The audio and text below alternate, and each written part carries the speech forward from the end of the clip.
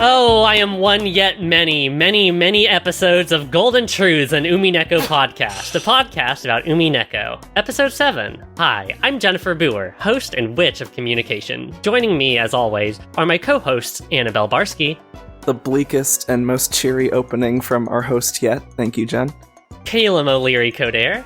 Woo! Yay! You barely came through on Discord there, so I'm going to trust that your recording picked that up. Isabelle Valant. Hi everyone, I'm Izzy. I'm excited to talk about this. I don't have a goof, sorry. And bringing up the rear, it's Matthew Winter. Hey everybody, it's Tuesday, and welcome to another episode of the Giant Bombcast. Here we are, here hosted as always by Jennifer Booher. Didn't we already make a Giant Bombcast joke in one of these podcasts earlier? Yeah, but this time it's more relevant than ever. We've made it. Yeah. So there's a giant bomb, so what? Grow up. God. Oh, because tiny bombs. No, there's giant Thank you all bombs. so much for showing up to the podcast again. We read the episode. We did read the episode. I don't know why you showed up for this podcast at this point, but here we are, and we're going to talk about You're it. all my friends, and I care about you. And this is a cry for help. I don't have any particular thank yous or plugs to put here this time. I guess I will mention that if you've listened this far, now may be a good time. Maybe. I don't actually remember what I talked about in that episode, but now may be a good time to go check out that spoilers gender episode that I was on When We Cry, because I'm pretty sure all that stuff that I talked about there is out in the open now. That's available on YouTube. Available on YouTube. Google at When We Cry. You'll have a great time. Before we get into our episode proper, it's time for content warnings, because we did give some at the very beginning of this series, which hopefully you have been listening to them in sequence and are not being blindsided by all of this. But because episode 7 is the answer episode, it feels very appropriate to give specific content warnings for the contents of this episode, which we will be discussing at length. You should consider any of these topics viable to come up at any time during any discussion in this episode. So please be forewarned and take care of yourselves. These content warnings are for incest, rape, murder, as usual, body trauma, specifically genital trauma and medical mutilation, complicated fictional depictions of mental illness, transphobia and or transmisogyny, fascism and or Nazis, racism for depictions and discussion of Christianity and religious trauma, potentially, and the biggest content warning for Goda. He's just very big. Is barely in this episode, but always needs to even be so. for. These are not the jokes. All right. Yeah, we had a fun time there, but those content warnings are real. Please be forewarned. All right, let's listen to those seagulls and get into the episode for the longest summary yet.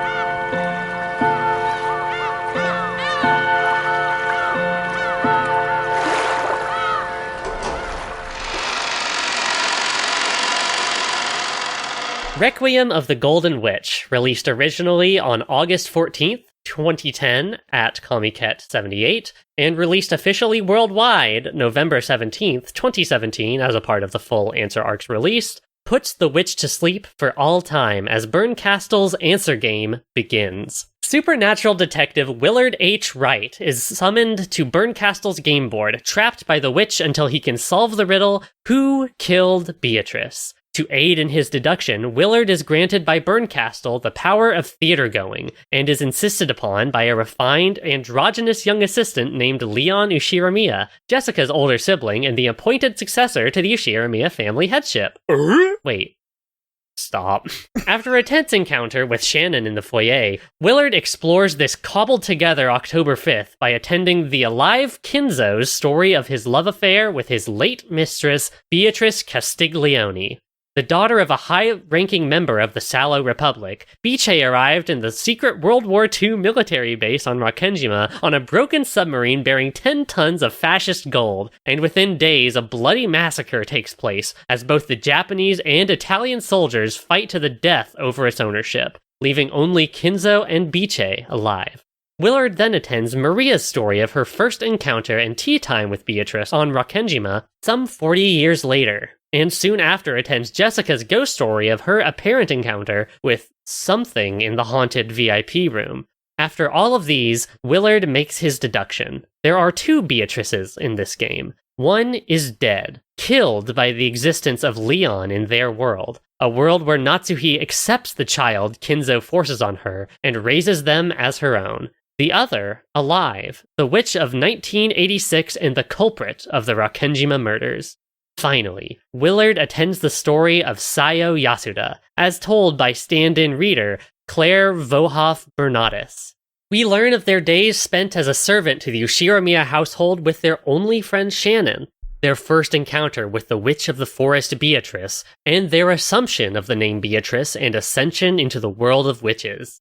We learn of Beatrice's encounter with the single element she does not possess through Shannon's crush on Battler, of Shannon's days of trial after Battler's sudden departure from the family, and the granting of a brother when Shannon's romantic burden grows too much for her to bear. We learn how Beatrice solved the epitaph, her discovery of the gold room, and her meeting with Kinzo, right before he kicks the bucket. With Claire's story finished, Willard performs her last rites and dismantles each closed room from games 1 through 4, finally killing the illusion of the witch. Willard departs Leon's world, surprised that Bernkastel would create such a kind game board giving her reputation for cruelty. Of course, in an extra-long tea party, Bernkastel's true intentions become evident. With Angie and Leon trapped in a theater and locked in their chairs, Claire is paraded out on stage and a strange, magicless tale plays out before the audience. In it, the adults solve the epitaph before the night of October 4th is done, and, through a series of accidents and intention, begin killing each other when confronted with the 10 tons of gold, with Kyrie and Rudolph as the chief culprits. Angie, furious at being shown such a cruel game, demands to know who the game master is, only for Bernkastel to claim there isn't one. This is the truth of October 4th and 5th, 1986. Angie screams and dissolves back into meat, but before Bernkastel can banish Leon, Claire's single hope for a good life in the Sea of Fragments, to despair, Willard breaks into Bernkastel Theater and fights off Bernkastel's minions, just long enough for Leon to escape. Surrounded by black cats, Leon and Willard prepare to make their final stand when Bernkastel tips 2 pieces on her chessboard over. Featherine, satisfied with the answer game Bernkastel has shown her, leaves Bernkastel to contemplate her theories. Bernkastel, now finally left alone with Beatrice's game board, prepares to put on the final game, one she declares in red will not have a happy ending. At the same time, Battler finds a young Angie crying in the chapel on Rakenjima, and prepares to show her what happened on Rakenjima on that fateful day in the final game made just for Angie, one that isn't sad or painful at all. What did everybody think of episode 7 of Umineko no Nakukoro ni Chiru? I think, you know how there's all those jokes about giving a Victorian child a Dorito and they die instantly? I want someone Yes. who pieced out in the first hour of episode 1 to read the first half of the summary. I think they would die instantly. Where's Grace? This is literally this is going back to the 1960s and handing someone a blunt from today. It's too much. It's too fucking much. It's a lot! I'm the Victorian child reading this. I ate the Dorito and now I'm dead. This was unbelievable. Well, this is the answer arc. This is the answer more than anyone else so far. The other ones were about giving you the tools to understand the answers and come to the answers and about what an answer even is. And this one was as close to the answers as Umineko is willing to get. That we know of. We have an episode left. We do have an episode left. They directly gave us the answer to every murder. It was there. Yeah, they give it.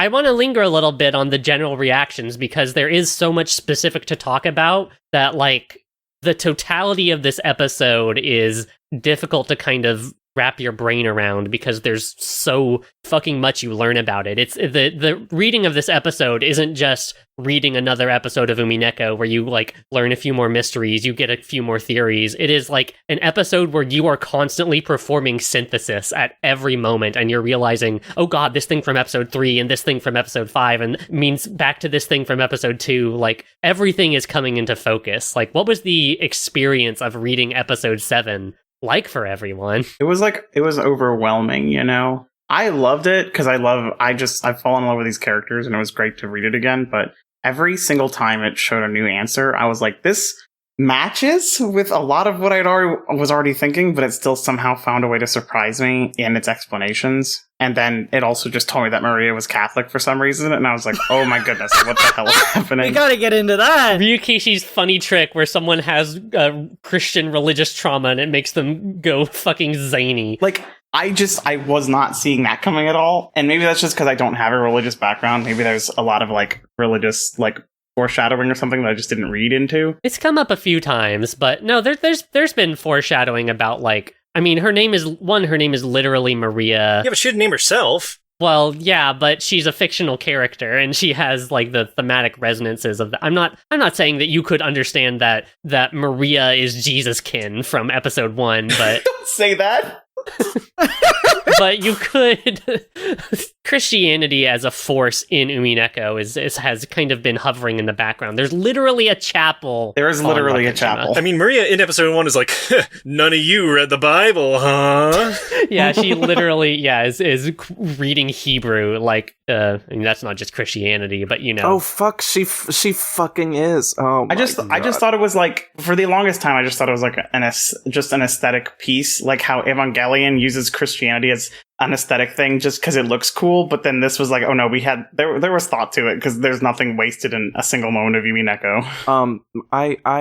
I felt like for this one, the like game falls away. I mean, literally it does because you're not playing a game, but like something that's been interesting to me this whole time is the development of the visual novel form and the use of introduction of characters and different tricks of like editing and sound cues and text scrolling and sprites and how the writing is developing and new writing techniques or voices they're using. And in this one, they sort of did away with all of that. Like there's a little bit, I feel like the game itself has a little bit of like a Phoenix Wright, like explore and examine feel, sort of like it's framed like an adventure detective game, which I think is cute. But really it's not about any of that. It's literally just about the content. And the content is so juicy. But like I think it is in service of that. But there's not that much to say about like the form of this one, except that it like delivers this content, which is almost too much to handle. And it's so masterful. It's so masterful. And it's succinct too. Like this was not the longest episode, or at least it certainly didn't feel like the longest to read. Episode 4 is the longest. I don't know where this sits in relation to that, but yeah,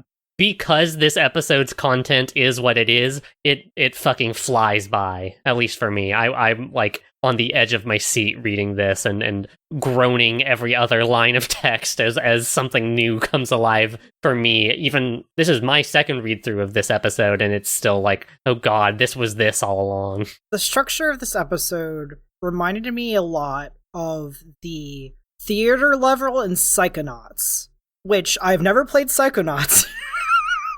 But the structure of that is that there are characters that are representative of the inner psyche and history of this character. And so by talking to them and learning more about those stories, you get a fuller understanding of the mind of the person you're within. That's episode 7. Yeah, I have a lot to say about the theater-going power and the fact that Claire literally declares her entire story up on stage. It reminds me of, like, you know, a bit right before the climax of a really long JRPG where, like, the main character gets knocked unconscious and they're, like, talking to, like, various NPCs that you met throughout the story who are just parroting back their inner feelings, but, like, in the voice of those NPCs. That's this episode. Final Fantasy X voice, listen to my story.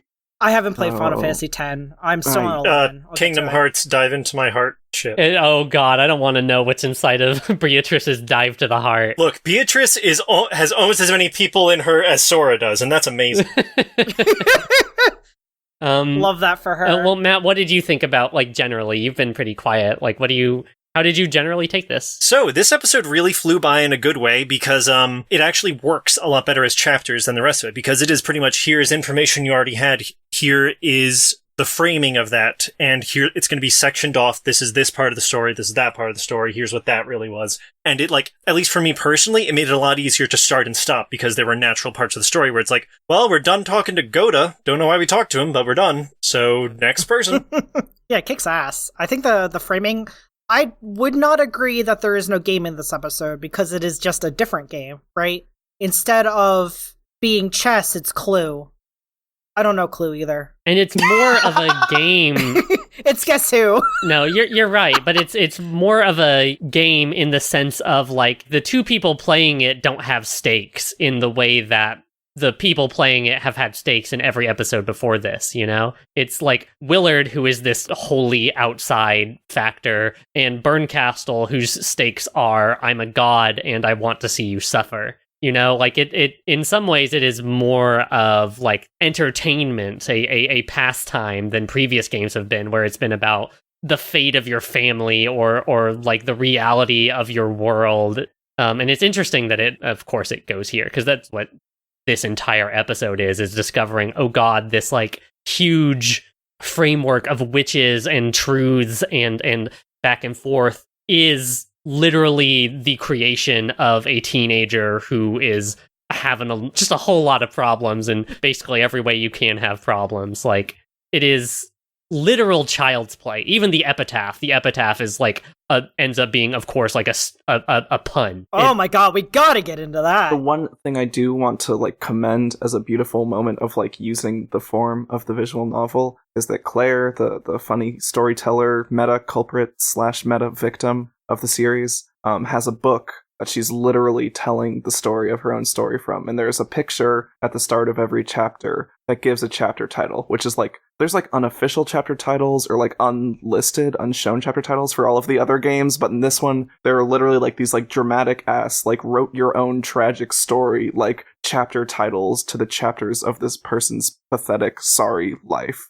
And I think like every time one of those is shown and it like highlights, and the ones before it are like lost in shadow and the ones to come are sort of shrouded, but you can see them. It's like very sad and ominous and dramatic. Like you can exactly plot out this person's life in these sad, like dramatic delineations. I loved that device. That was really cool. And it totally heightens the foreboding of it all, because you already know what happens. What happens is like Beatrice kills everyone, but like seeing at the very bottom of this chapter list, like the day the witch revived, or whatever the actual name of the chapter is, and you get closer and closer to it, and you see all of it. The sense of like, oh god, it's coming, is you know, it heightens that sensation. I wanted to give a shout out to that time Willard is deep in his bullshit, doing some detective theorizing in his brain, and says, well, that was pretty good. Berncastle, can I get some applause from the audience?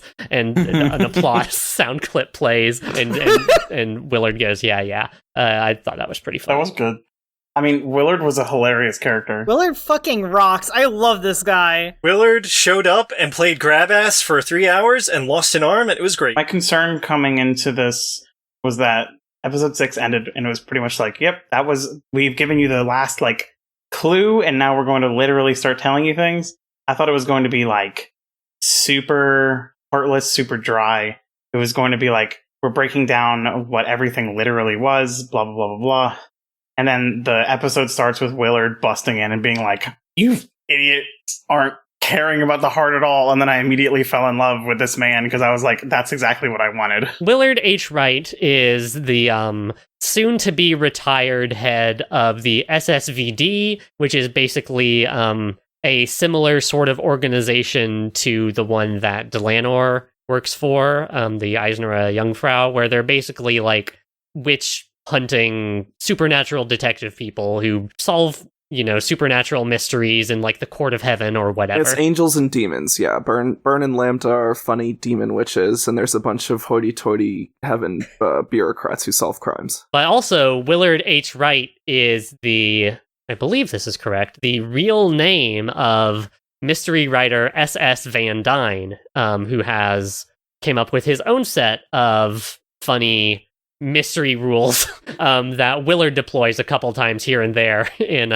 in the game. I hated that so much. I love Willard it. writes 65 rules of etiquette. Like, we can't keep doing this. He could have added 4 more and been a legend.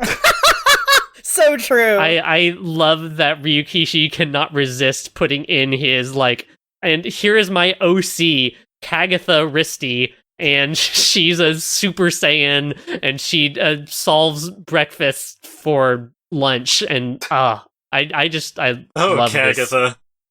this. It's such a wonderful little conceit.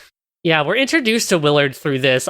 Frankly, I think kind of weird opening segment where it's constantly cutting back between Battler and Virgilia, like giving Beatrice a funeral, and like he's got this book and he puts it in the casket and all of that. And Willard doing this like hot-blooded, last-second shonen hero detective save the servant thing. I don't think that whole segment really worked for me, but it does do exactly what Izzy said. It sets up that Willard is a detective who cares about the heart, who cares about the why-dunnit, not just the who-done-it and the how-done-it, which is, of course, what Umineko is about broadly. Without love, it cannot be seen, but also specifically this episode, understanding the heart and hearing the answers through the lens of the heart instead of through the lens of who did it and how did it, which I think is a very useful. I think it is notable and interesting that is the way that Umineko frames its, culprit confession, is about heart and about that emotional truth behind everything. This is another moment where I feel like we all got here together in the earlier episodes by talking about it together on this podcast. Yes. So Willard shows up to Burncastle's game and is trapped there, and he pokes around and he has kind of a review session, what ends up being a review session with Rosa, where Rosa talks about all the things that happened with her and Kuwadori and Beatrice, and meets this peculiar character who Willard has no idea who it is, even though Willard spent the last, however long going over all the previous games. There's a character who shouldn't be there, named Leon Ushiramiya, the successor to the family headship. We all love Leon. Everyone's favorite golden child, perfect, and refuses to be gendered by everyone at every turn. How did the inclusion and presence and character of Leon hit everybody as kind of a final little twist to the mystery of who am I? I have been rotating Leon in my mind. Oh, what am I saying? Obviously, I need to frame this with the most important thing. We've done it. We've reached it. We're here. Caelum's kin. We found it. I know. I finally is this know. Caelum's kin? Caelum, We did it. Everybody, drop the banner. Hit the party I'll music. fight you We're for here. it, but thank you. I'm glad to know. I want to formally apologize for saying that Erica was your kin for so long. Oh my god. It's okay. I love Don't you. forgive you. Okay, that's actually my opener here. Caelum, how do you feel meeting your kin for the first time? Okay, so as I have ruminated on this, I think it is so interesting how Leon's inclusion into the dynamics of the Ushiramiya family makes every single person better off. Every single last one, right? Because Leon being the successor means Kinzo is a little less unhinged. It means that Jessica doesn't have any stress on her to be the successor. It probably means George doesn't either, because It means Ava Crest doesn't have doesn't a fuck chance. everything up. Yeah, doesn't have a chance to try and compete for the successor because Leon is so good at it. There's no epitaph, yeah. There's no epitaph. So many problems that every character faces are just solved if Natsuhi sucked it up and didn't throw a baby off a cliff. Our resident Natsuhi-kin, Annabelle, your rebuttal? I abstain from this one. That baby's vibes, though, you just don't know. Yeah, the baby's vibes just suck. I mean, the baby's vibes were like, it's- 2.5 million chances bad. What are we gonna get into the meat of Natsuhi's character right now in this episode? no, We have not yet. post-book No. episodes. Hold on, I have to say my piece about Leon, which is, as soon as I saw Leon, I thought in my head, man, that's a person that I want to push over in an affectionate way. You can't. Who was pinching whose ass? Whose ass was getting pinched between Willard and Leon? I am just saying, if there is a nearby comfortable couch or place where I know that Leon would not be hurt, then I would give Leon a push. You are, the Madeler-kin raises another 3 Wait a notches of second. this comment. Ratchets up. Wait, I just realized how terrible what I said is, because in another world, Leon did get a push. I would love to just give Leon a gentle little shove. If we were like on a walk in nature together, there was a beautiful little floral bed off of a tiny little rise. Oh, how wonderful that would be. Look, Leon's just very, very shovable.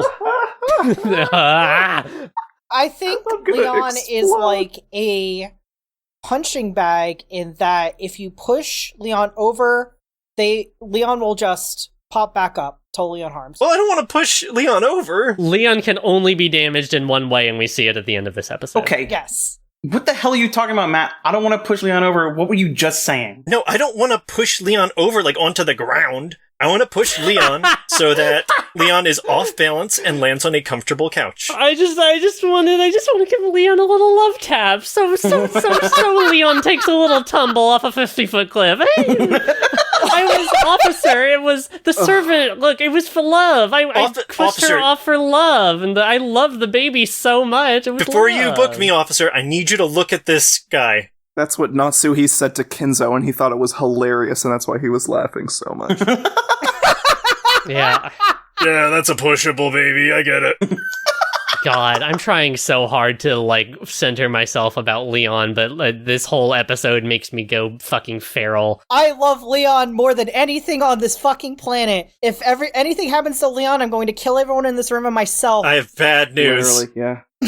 Leon, my reaction to Leon was, as a twist, was this is the shittiest twist of all time. I took one look and I'm like, this character isn't real, and that character wasn't real. But as a fucking character, Leon is everything. We all don't deserve Leon, and we're all lucky to have Leon. Well, we're here in the answer arcs. Let's get a little spicy. Let's open with this is our opening salvo of spice. Oh, Jen, no. Catholicism. No, am I getting the veto instantly? No, do it.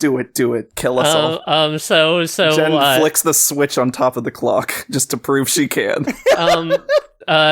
Look, we're here in the answer arcs. We need to fucking start talking about this stuff instead of dancing around it. I won't let us dance around it anymore. So Leon, as a character, continues the grand tradition that we have seen as people reading both all of Umineko and the bonus material, specifically thinking of Memoirs of the Lambda Delta, the unnamed, ungendered child in that one, where Leon is ungendered throughout the entire thing, except by Willard, who says, God, what is it? I could see you as an effeminate young boy, or I could see you as a no-nonsense kind of girl, which is an incredible thing to come out of someone's mouth, to be put onto paper by a In writer. Miller's defense, he is cisgender. Yeah. Not for long. I could fix him. Like, what does... Say What it. does everybody make a... What can we think about Leon's gender? We have to... I think it kicks ass. We as theater-going witches. We as transgenders. We as transgender people, mostly in this And call, Hi. we have a duty as to continue to use Umineko's vocabulary, which you know I love to do, as theater-going witches who are literally, for the people listening, the people listening right now, we have a duty to discuss the guts of this story. The story is lovingly and specifically crafted so that the guts of the story do not come to light, and that revealing those things are in fact a gross violation of the agency of the of the culprit of Yasu. And it does such a good job of sucking you into this, but I need to remind everyone, like I've been doing off mic before this recording for a while, none of this is real. None of this is real. These are fictional characters with fictional lives. Leon is real and my friend! I know Leon. Leon's my friend too, but I have to... We gotta gender Leon. Leon is one of the only characters in the story who you can't say they are real and my friend and have it follow what the story says. No, That's Leon true. is real and my friend in one of 2.5 million fragments. It's fine. No, Leon's not... Oh, this is going to sound mean. Leon's not imaginary like half the characters. Leon is that's not true. Leon, unfortunately, it occupies meat space. I mean, I don't know. I don't... So I'm not even sure. I'm setting up this ball and I want someone to run with it so I will don't run have with to. the ball. So obviously the intent here is that Leon does not use pronouns and is not gendered because Yasu had her genitals mutilated when she was thrown off a cliff. But, like, the funny thing about that is that if Leon is a real person that exists in one fragment, then Leon is just non-binary, because Leon never fell off the cliff, and so presumably has intact genitalia that is nobody's fucking business. Yes, yeah, that is key. If we're taking this from a mystery perspective. The problem is that it is now apparently our business, as the Witch of Communication has put this meat in front of us and said, eat it. We have to talk about this. This is the meaning. This is the meaning making. Not to be a fucking politician about this, but like that baby has the same set of genitals in every universe or whatever. That baby has the same fucking birth certificate sex letter in every universe. And what does Natsuki call that baby? That baby, when seen without love, is the man from 19 years ago. That's true. Trans rights. Yeah, that is the key to understanding this entire thing. That is just that said. I do not reject fully non-binary Leon by any means, but this person is literally, gendered in some manner. Their genitals are intact, and they are also they're also none of our business. This book isn't about people's genitals for the most part. I mean, unfortunately, this episode is actually a lot of it is about the genitals. A lot more than we'd like. A lot more than we like of these books is about genitals. Can I ask a question real quick? What? Yeah, please. Did I miss?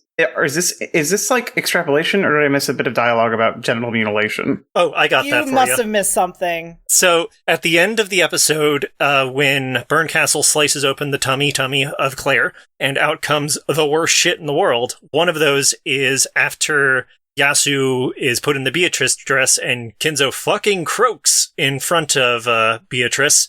Beatrice is like, what the fuck is wrong with you? I'm a freak. I'm not even human. I'm like furniture. Mm-hmm. Why would you let me live in this body that cannot love? Oh, that's what they were trying to go for. There's a lot of meaning in that sense. Yes. No, it is never explicitly said word for word. This child was treated so that it's like, its gender couldn't be known, or it's never even referred obliquely to its genitals, but it's talked about in that way, and in not liking looking at themselves and in the troubles with gender. Also in that fragment, Yasu also says something along the lines of wishing that she was not saved at the bottom of the cliff, so like these two concepts are tied together. Okay, thank you very much. Yeah, it's not like explicitly stated, but it is, Umineko level explicitly stated. No, thank you. Yeah, and it's it is truly one of those moments where like it's the closest thing that Umineko ever has to a QTE, where like some shit just shows up on screen really fast and you have to do a lot of like parsing and understanding in that moment. It's like a high level check of your reading comprehension skills that you've been honing this entire time. Usually it's auto scrolling too, which is very frustrating. Yeah, totally. I should be clear here. What I'm asking is not like, what does everybody think about the status of Leon's dick? Like, that's not the thing I'm trying to get at. There. Do you believe that Leon is circumcised? I could not think of something I want to discuss less. What I mean is that, like, there is something happening with gender here, and the specific obfuscation? Is that how you say that word?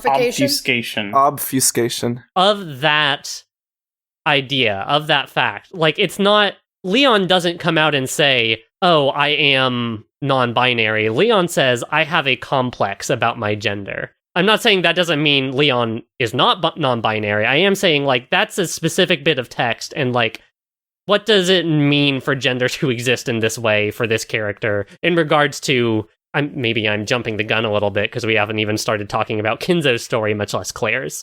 Here's my silly and fun and lighthearted, yet premeditated and utterly focused take on Leon's gender, is that in some, like, official Umineko Gacha fan art, there is a, like, two-sided card or whatever, I don't know how these things work, of Leon and Willard in funny wedding outfits, as gachas do.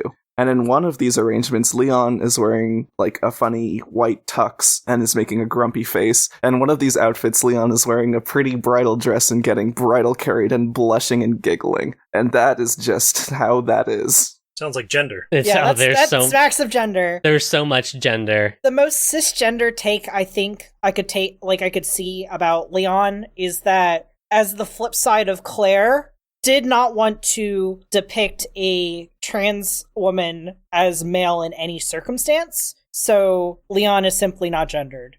I like that, yeah. I think that's exactly what's happening. Yeah. I'll take my own gloves off and say I read Beatrice and Beatrice's entire story, including all of Shannon and Canon and Claire and Leon. I read that pretty explicitly as a trans feminine story. Yeah. I think she with that. intentionally picks to be a woman, right? Like She literally, like, it is very intentions. Like I think it would be Canon extremely dies. hard It to ain't argue. Shannon who dies. It's Canon's the one who's killed. It's I'm the enormity of into it. Umineko is bearing down. We can then relate this to the side story we read for the bonus episode 4, where it was talking about someone, and then it explicitly went, a witch doesn't have to be a woman, but then we're all like trans Beatrice. Yeah. We was that. We were there. Yeah. Beatrice was more trans than you could ever imagine. We've been saying this for like No, I was 7 imagining. episodes, 8 episodes. You haven't been here that long. I've been saying this for 8 episodes. Oh no, the secret Caelum episodes we haven't unearthed yet. Are those official? Yeah, That's so cute. I'm dropping this into there's a defunct Higurashi Umineko crossover gacha game. Show notes are riot. Yes, these will be in the show notes. Please look at the show notes. I mean, if I wanted to be cynical about that, it could be that the bridal dress one is upgraded, so Leon is happier because you put more effort into this card, but also trans rights. But it's not upgraded the other way around. Yahoo! Twiddles my little fingers together.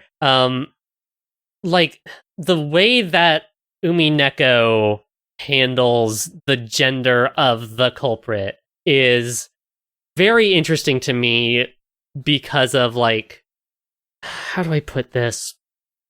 Even a kind of definitive statement about the gender of Beatrice, Sayo, Yasu canon is something that is a bridge too far, you know? Like, pretty much everything else gets, explicitly or implicitly dropped. Things like Kinzo's quote-unquote mistake. Things like how the murders are done at the very end of this episode. But there is no, like, moment where someone is like, where the narrative highlights and puts a spotlight on the fact that it is giving you a hint to the gender. Like, gender for Leon Sayo is not something that exists to be solved in that way. Although I believe you can come to an understanding of the author's textual intent with that character. The narrative and the plot never frames it as something that is a mystery that needs to be dismantled in the way that, say, the illusion of the witch is. Yeah, like, there's a part near the end of, I guess, the main story, I think. I don't remember, I can't separate the tea party from the main story, but there's a part where Willard is like, Leon, gender ? And Leon was like, why are you asking me this? Leon literally says, I have sort of a complex about it. What gender do you think I am? Unlike every other thing that's come up, like you said, where like they're trying to like show an answer to it. That one, the question was explicitly raised, and then the writing was like, we're not talking about this. Which I think is I have a couple different feelings about, but ultimately I think it's like a strength of Umineko. And I think it's one of the reasons why it has such a rabid trans fan base like it does, because it, like... And me. And Matt. and Matt, the one cis person who likes Umineko, is because it treats... It has that special respect for that part of that person's life, which, I don't know, I think that is special and worthwhile, and one of the things that made me want to start this podcast and made me go from, oh, this is a really interesting visual novel series about like mystery and meaning, to like, oh, this is about meaning and like the concept of something being a mystery and what that means when you think of something as a mystery. And it's very good. I think that even if what I believe is the author's intent is to simply never refer to a trans feminine character as a man in any context, this is a story all about the interpretation of a text on part of the reader, even if the author's intent is slightly different. So I can say Leon is trans, and it's fully within the themes and text of the narrative. Leon is I'm here to tell you, Leon Ishiramiya is transgender. I have no quarrel with you about that, my friend. That's extremely true. Yeah, and the fact that Leon Leon could have been cisgender, right? Like, Leon, like, to what I was saying just now, like, Leon could have been just, like, a boy or a girl or whatever, and that could have been it. But, like, there's something about the fact that the transgenderness exists across all versions of this character, you know? In the real world, does this work like this or not? I don't know, I don't care. But, like, in terms of this being fiction, in terms of this being a story with, like, things that are positioned in certain ways by an author to make you think things, it is important and notable that Leon is still something we can recognize as transgender, in the same way that Beatrice and Shannon and Canon and Yasu is something that we can recognize as transgender. That part of this, person's identity exists in both the perfect happy world and in every other world. Yeah, even in a world where everyone is better off because Leon exists, Leon is still not cis. Fucking whips. It kicks ass. It is like, you can definitely tell Ryukishi is like a cis person, but like it is written with such like empathy towards people that like Ryukishi fundamentally can't share the experiences of, that like it doesn't fucking matter because Umineko rocks. Well, a cat box is cat box until it's open. That's all I'll say. I love that Natsu I is a am not transgender ally. going to make egg mode accusations on Ryukishi 07. I didn't say who said anything, not me. Can I do that? Am I allowed to do that? Okay, I'll take the bullet. Everyone is allowed to Okay, have we're drafting the call-out post right now. 2 people that you're allowed to claim egg mode, and I've already used both of mine. 2? Aaron, you're breaking her heart. I mean, you have to tell us now, Caelum. Ryukishi is an egg because feathering. That was what I spent that whole episode fucking crying about. Now this is officially the answer arcs for Golden Truths and Umineko podcast. Gender, it's fucking crazy. One last thing I want to talk about before we get into the content of this episode, a whole, what is this, hour and a half or so since we have started recording, is I want to, let's talk about the theater-going power that Willard is given. When Willard is given this power, he says, "Oh, you're giving me the detective's authority? I don't want that shit." And Berncastle says, "No, it is not the detective's authority, so we can know that whatever the theater-going power is, it is not the same thing as the detective's authority that Erica was wielding last game."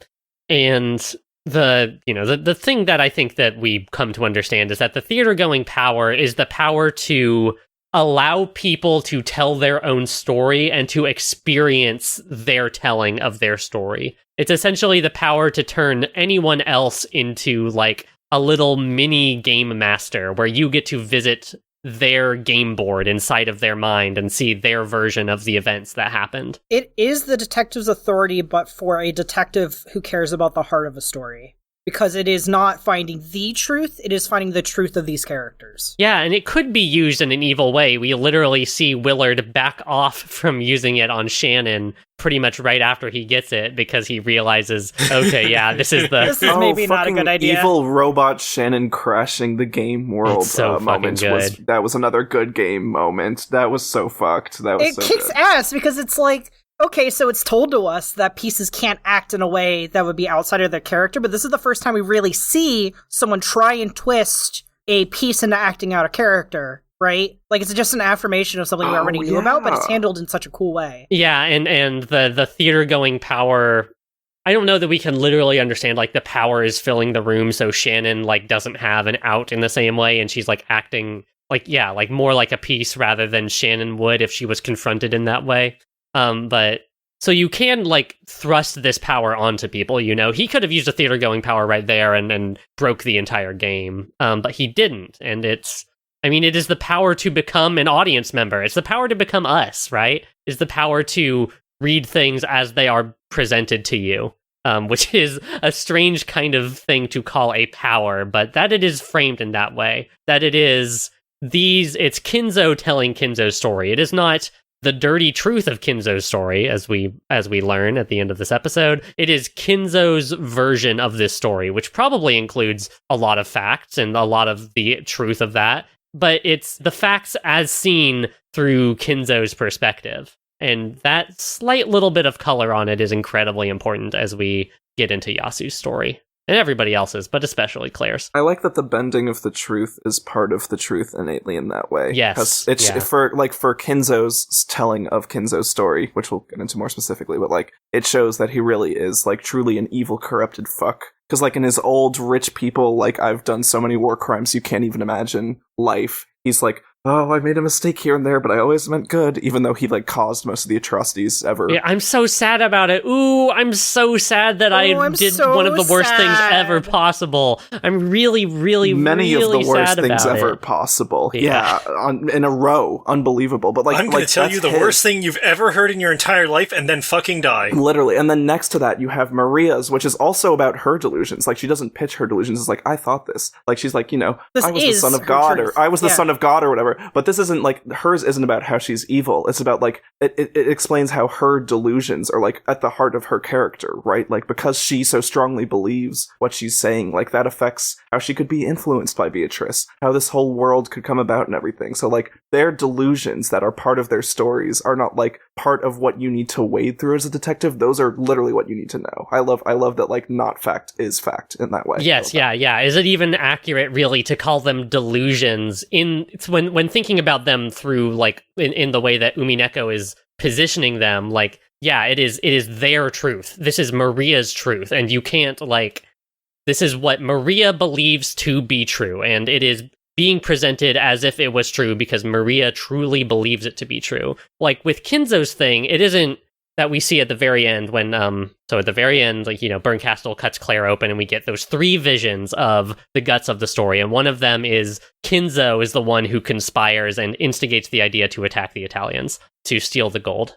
That is, for Kinzo, that is a fact that is left out of that story. You know, it isn't like, if I'm remembering the story correctly, and maybe someone could challenge me on this, the story isn't presented in such a way that you can't, like, you could literally slip that scene into the middle of the story and it would basically make sense. It's a meaningful omission. Yes, but it's an omission, right? It is like it's where with Claire, with Yasu, the thing we see from her story where she's up in that room and Kinzo has just died and she is talking about her, you know, her body that cannot love, that is like a wholly different perspective on the truth. You know, that's a perspective that, it's not that Yasu doesn't have that perspective per se, but like from the way the truth is presented to us, from the way Claire reads her own story versus the way Kinzo reads his own story, there is a difference in the way that those 2 omissions, I guess we can call them, that those 2 guts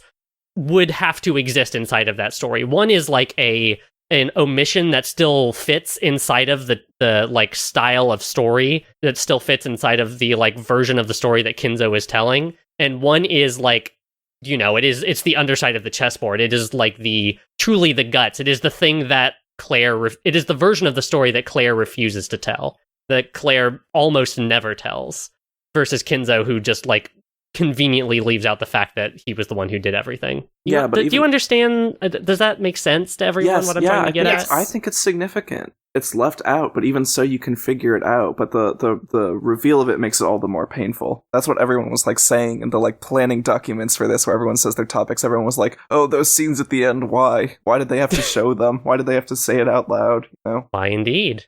Yeah. Okay, we have to. We all want to talk about Catholic Maria. We all want to talk about Beatrice, but we have to get through this stuff. Willard gets the theater going power and he uses it, and Leon arranges a meeting between him and Kinzo, who is alive in this world, which doesn't make any sense. Obviously, the game board that Bernkastel has created exists only for Willard to uncover the answers inside of. You know, it's not actually a fragment that exists. It's a patchwork fragment because of the inclusion of like Shannon and Cannon alongside Leon, in addition to Kinzo being alive. Italian Beatrice. It's Italian. Okay, yeah, let's talk about that first. Beatrice's worst sin is being Italian. Beatrice's worst sin, it might be being like a noble blood of being an aristocrat of a fascist, a descendant of a fascist. Yeah. So how does the gold? Beatrice is Italian. Now we know about the gold. What does everybody think about Kinzo's story writ large in terms of the pieces of the mystery that you finally learn? I think it's completely unhinged in a really funny way. I fucking love it. I think it's great. It's like when people figure out the like physics involved for some stupid magic bullshit, right? Like in like a movie, like trying to figure out like the actual distance that people trekked in Lord of the Rings or whatever. It's that kind of logic applied to how you could hide 10 tons of gold in Rokenjima. It is truly the mystery perspective and the idea of just like totally dissecting this in a frankly kind of unnecessary scientific matter, like getting into the nitty-gritty details that I don't really care about. It's interesting that like Biche existed, I guess. I like her pretty white dress. Yeah, I won her sprite being just our Beatrice's head on top of a like create a character from Saints Row 3 or whatever. Is oh my so god, good. I haven't looked at what her original Ryukishi sprites are. I need to look it up. They're good. It looks pretty much the same. Yeah, they're like, really good. Young Kinzo It's good. looks awful in the PS3 version. He looks like total shit. It's so funny. I hate him so much, but he looks good, and it's gonna freak you out. I think in terms of selling you on why Kinzo is the way he is about Beatrice and does all of the horrible things that he does, like the thing that curdled inside of him had to have been very special for him to commit the fucking atrocities that he did. And you like... Yeah, the very special thing is getting an absurd amount of gold, but continue. Yeah, well, I think that they loved each other, and I think these two horrible people had a genuine romance between them. Well, they did. I don't think that the representation of their romance was inaccurate or like a lie from, or maybe a misunderstanding from Kinzo's side of things. Like, I think that's all legitimate and real, and they do love each other. It's just that, Kinzo's also a bitch. I have a question for everyone to think about. So let me set the stage here. Kinzo is already married when he meets Biche, right? He mentions he has kids. He's in a total loveless marriage. He enlists because he wants to die, right? He meets Biche. He has a renewed life. He takes her as like a mistress on the side. He has 2 more children after that with his original wife. Why did he keep having sex with her? Yeah, you have to. It's all about appearances. That's what rich people are all about. Are about keeping up the looks. If you're having kids, then you don't have a mistress or whatever. It's all attempting to continue the Ushirimiya name and like just like fulfilling the role that was dealt. Especially since like Rosa is like significantly younger than the other 3, right? So like he had like a dry spell and then he went back to fucking his wife. I don't know how much of a we don't know how many kids he had before meeting Beatrice. It said he had 2. Did it say he has 2? Okay, well, it's that Beatrice 2, right? The Kudorian one is 19 when Rosa is like in middle school, so like between 12 and 14. So like he had Rosa like probably after Biche died, right? Like he's like, oh no, my mistress died, better have sex with my wife. Yeah, exactly. Genji wasn't there yet. Oh god.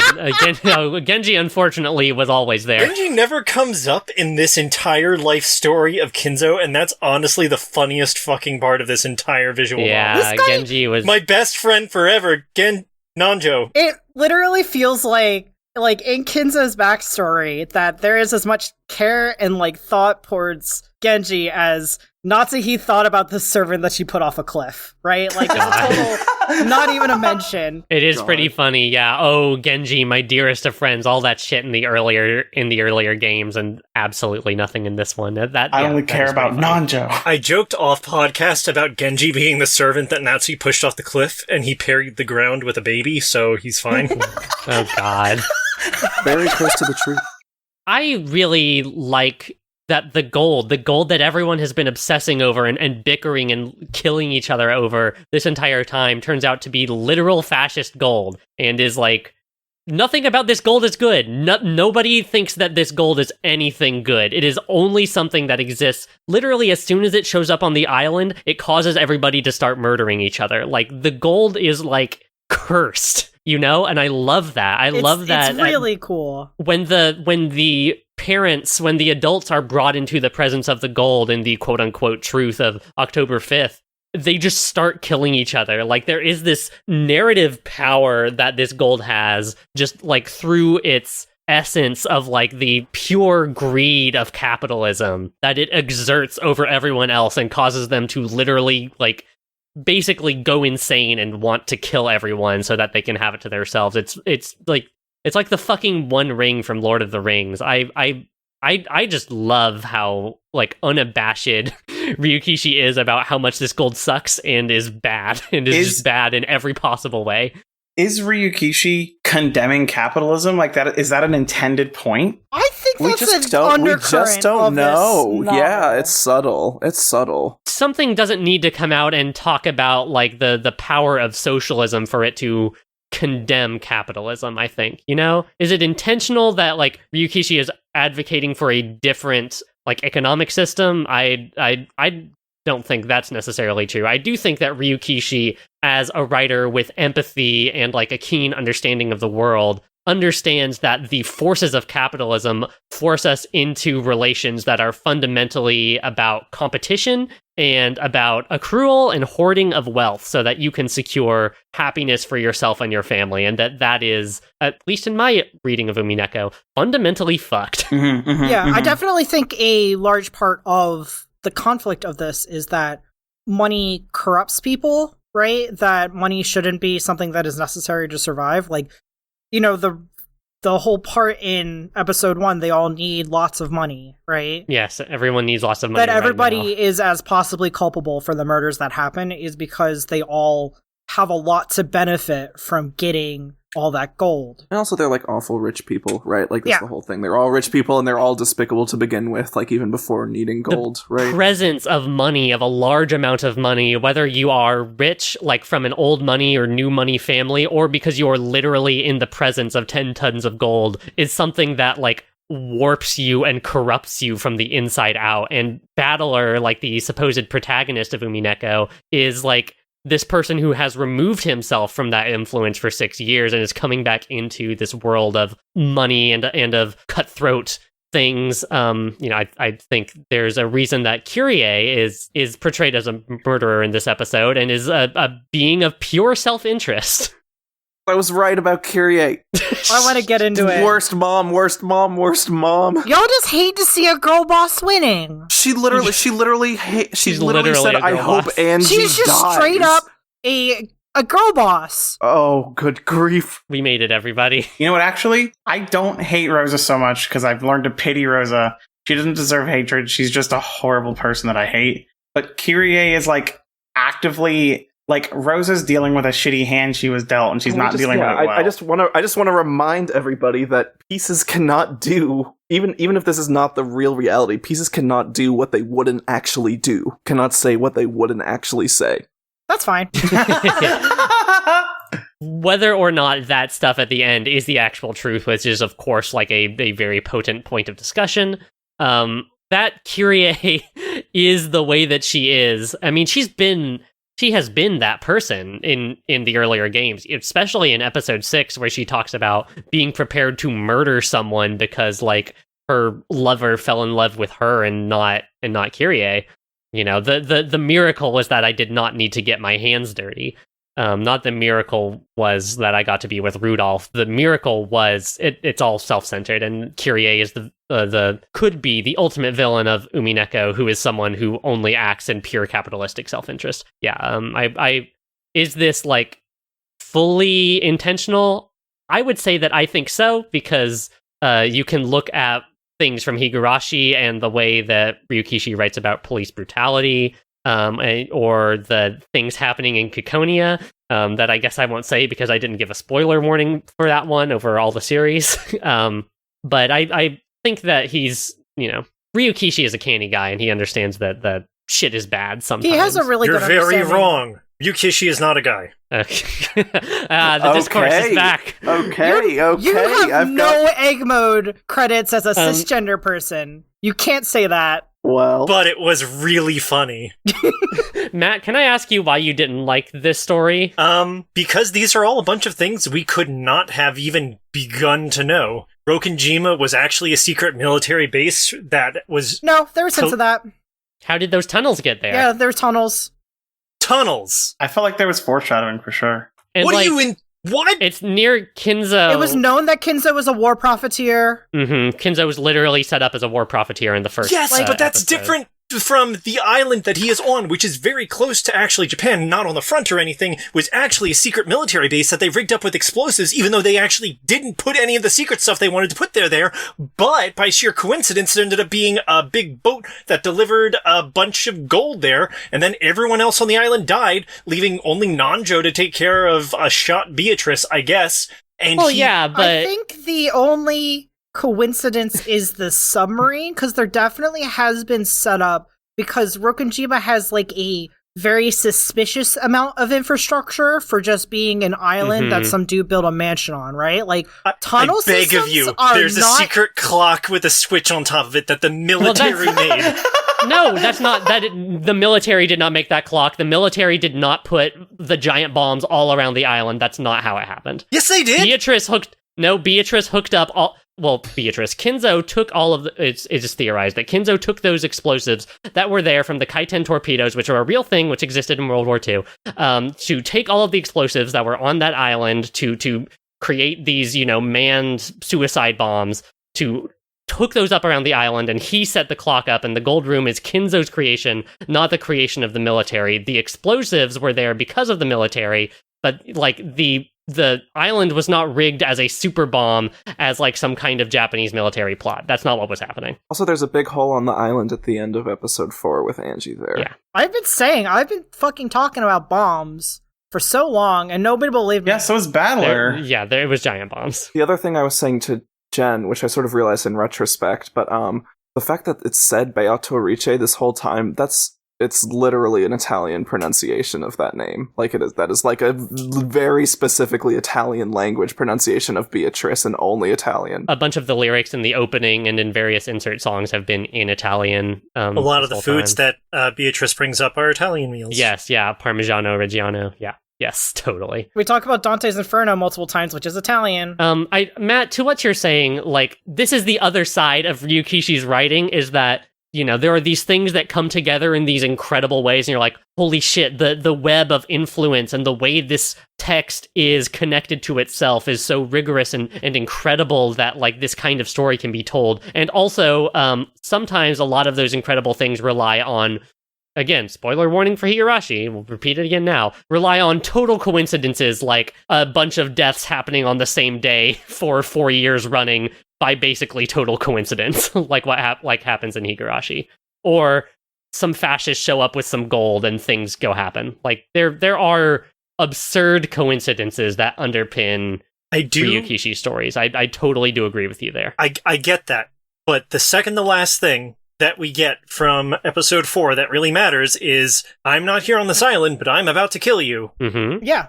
Who am I? How could you? There's no goddamn way to make the leap of, she rigged the entire island with bombs, because I that's fucking said that's that. I bonker. literally said that. Caelum literally said that. That's why I said everybody has a grain of truth in their thing. Because Caelum said I literally the said it giant was a bomb bomb. thing. Yeah, but that's dumb.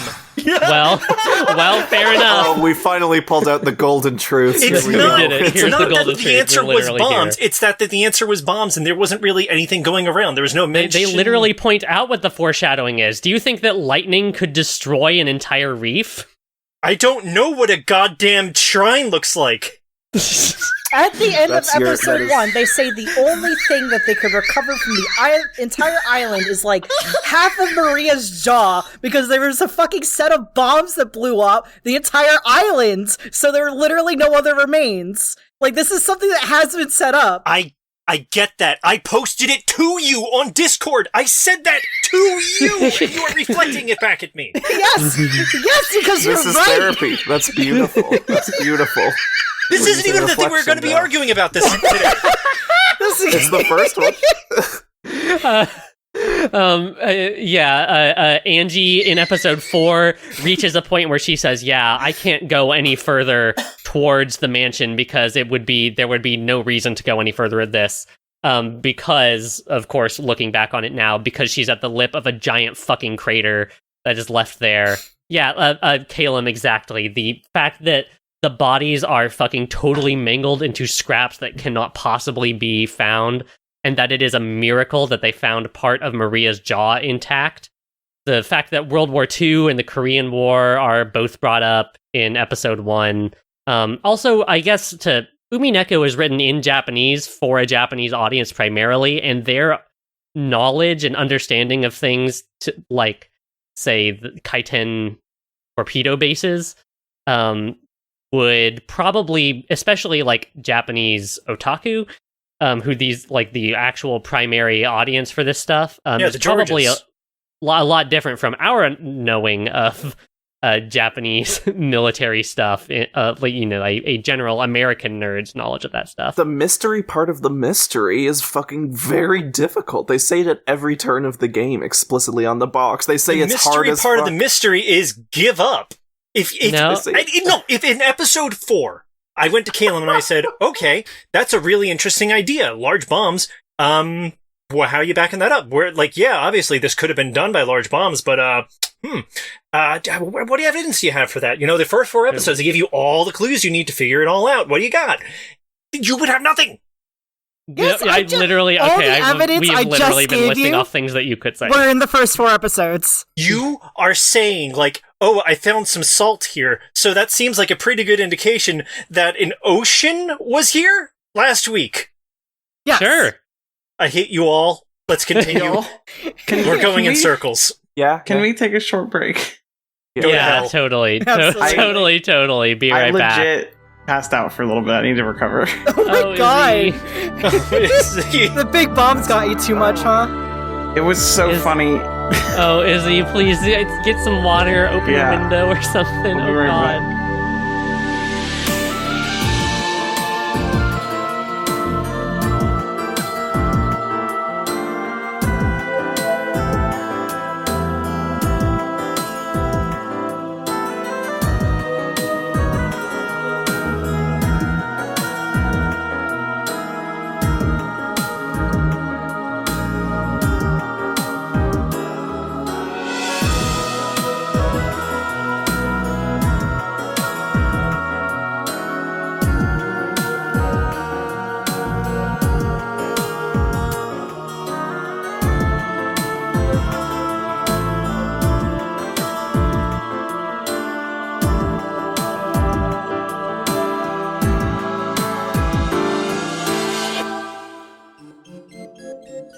Okay, are we back? I don't know. We're back. Hi, everybody. I'm back. We're back. Oh god, what a fucking pivot I have to make right now. We were just talking about how Kinzo's story is the funny generational trauma story. Yeah, I guess so. So we need to talk about the generational trauma that Kinzo visits upon people. That specific person. We need to talk about the thing that the narrative continually refers to as Kinzo's mistake. The mystery is, where did Beatrice, our Beatrice, the Beatrice of 1986, come from? And we know that Kuwadorian Beatrice was Biche's child, but where did Shannon Canontress come from? And of course, it comes out that I am going to give the narrative framing on this, that Kinzo, in his occult delusions that he was already slipping into before Kuwadorian Beatrice dies, came to believe that Kuwadorian Beatrice was literally the soul of Biche revived, and he rapes her, and he does that to that woman, and it is horrible. And the narrative never says that fully outright, but it does everything except saying the word rape out loud. What did everybody think about the handling of this, the way it exists in the narrative? What does it, like, what meanings are you taking out of all of that? It is not, it's horrible. It's just horrible. It's horrible. I think the narrative knows it's horrible. My most generous, which is not very read of this, is there's no time to get into how fucked up that is, so we can't look it in the eye. I think that is, in any reading of a human reading this, I think that is cowardly, and I think that they could have done a little more. It is played around sort of like a joke, like you literally have in the text, you have Kuma, like this like metaverse version of Kumasawa and Genji, his, 2 loyal lifelong servants who were witness to all of this and just let all of this happen, sort of like coddling Kinzo for this. They're like, he really was just full of passion. And they're like, yes, a man can be full of regret for things he used to do. Like, I guess you could say that is just to further define those characters. I think they could have, if they were going to truly pull the "we're not looking at it" card, then they could have just left that out. They could have just said it once and moved on and let it be, and have put the information out there and been completely objective about it, which is still cowardly, but at least that would have been honest. I think otherwise it was... I don't that was a little sickening to me. How it could have been handled better, I guess. I don't know. I'm rereading Berserk right now, which has similar issues narratively, and I think Umineko handles it better than Berserk does. Yes. Well, I haven't read Berserk, but I do think that I have problems with the way that this plot point exists in Umineko, particularly, the way that there is in the narrative, and like spoilers for episode 8, I guess, there is no like damning condemnation of Kinzo for this like highest of fucking sins.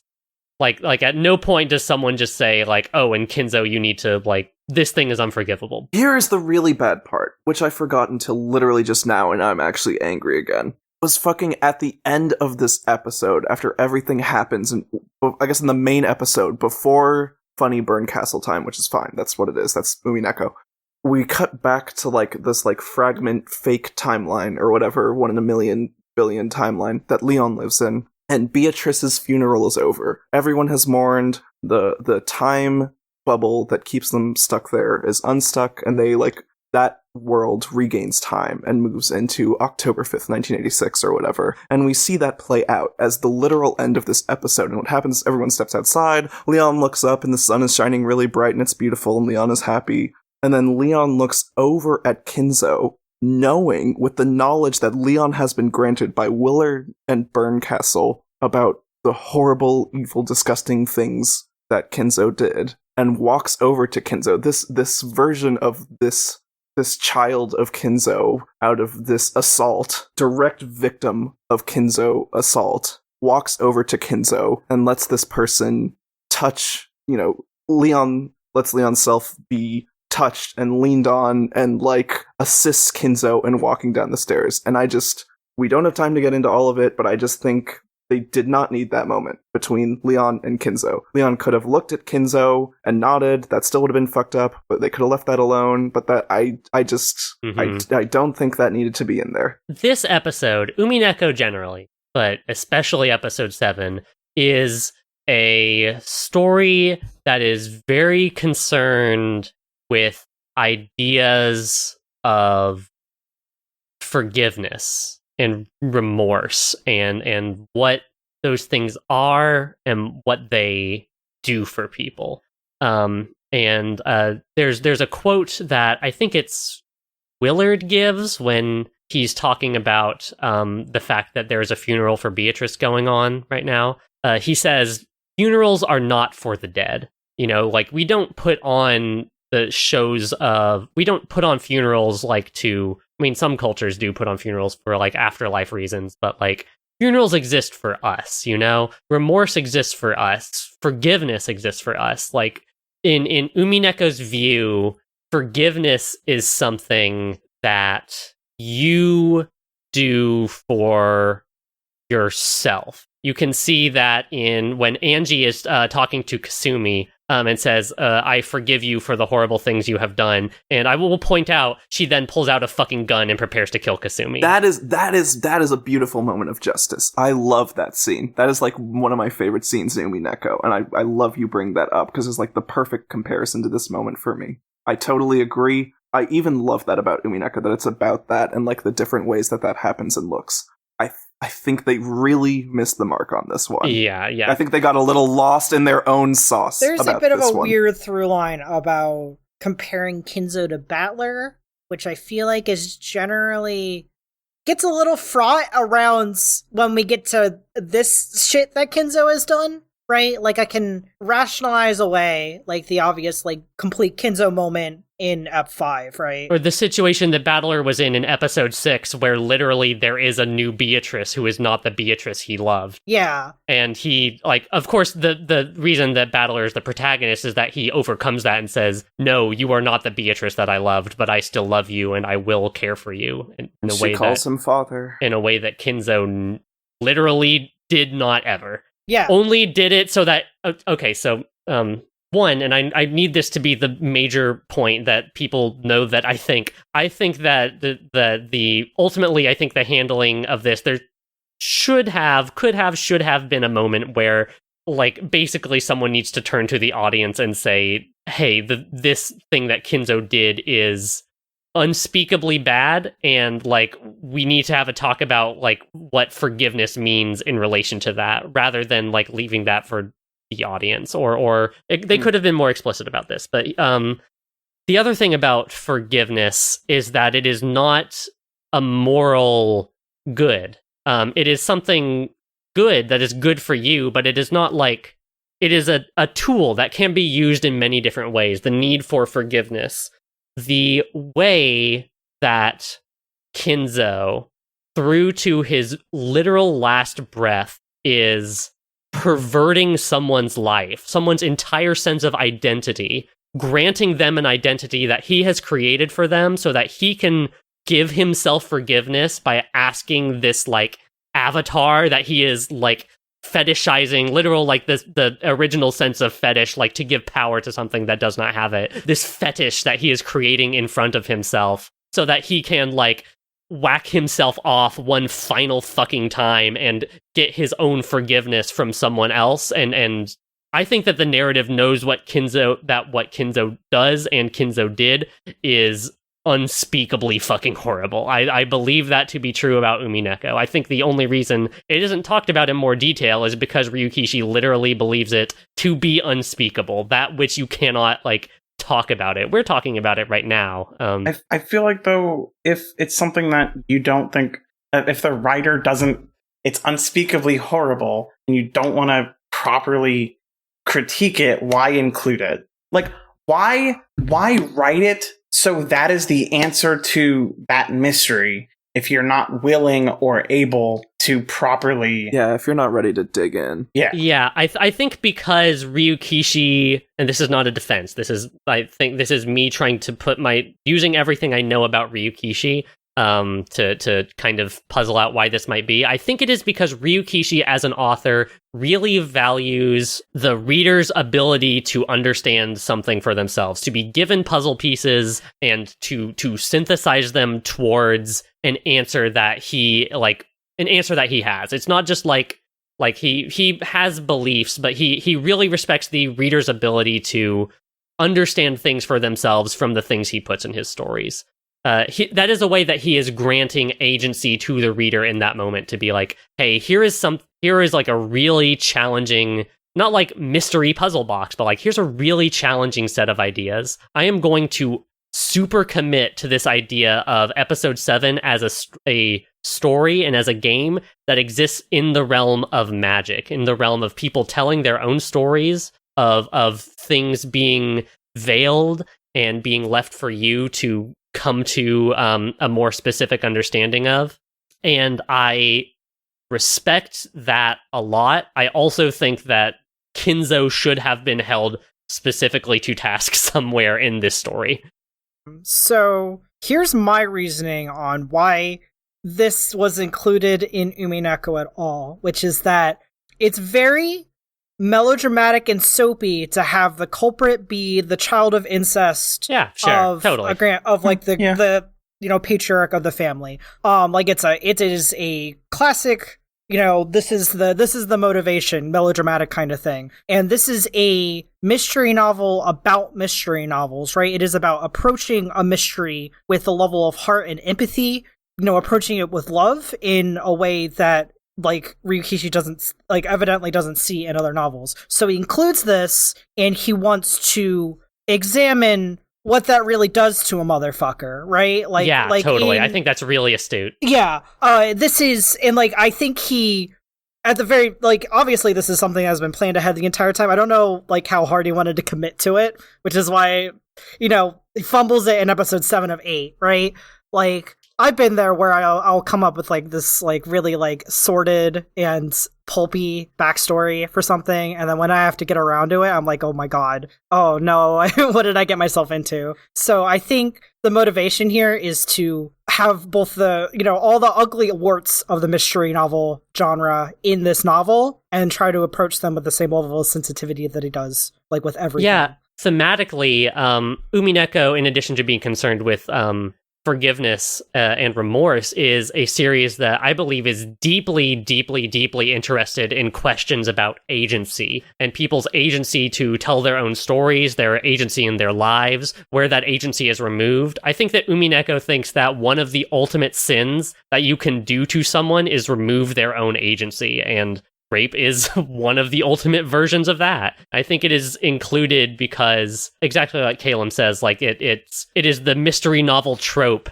but taken like with that kind of social reality of lens of what would it actually mean for someone to get to the place where they are carrying out which serial murders.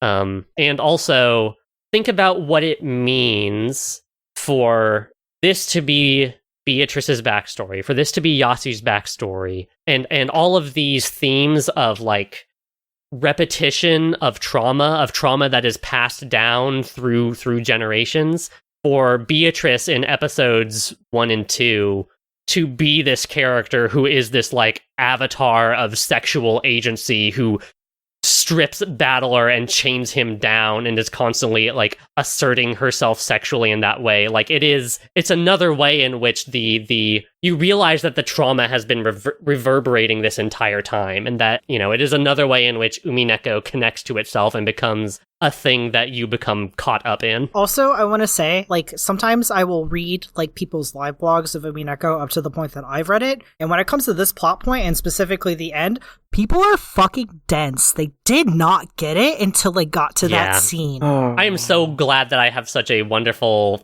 set of castmates here to go this through who are... And me! And Matt. And Matt. No, Matt, obviously you're included in this. Thank you for being willing to, like, really bring yourselves to it and read between the lines and understand when...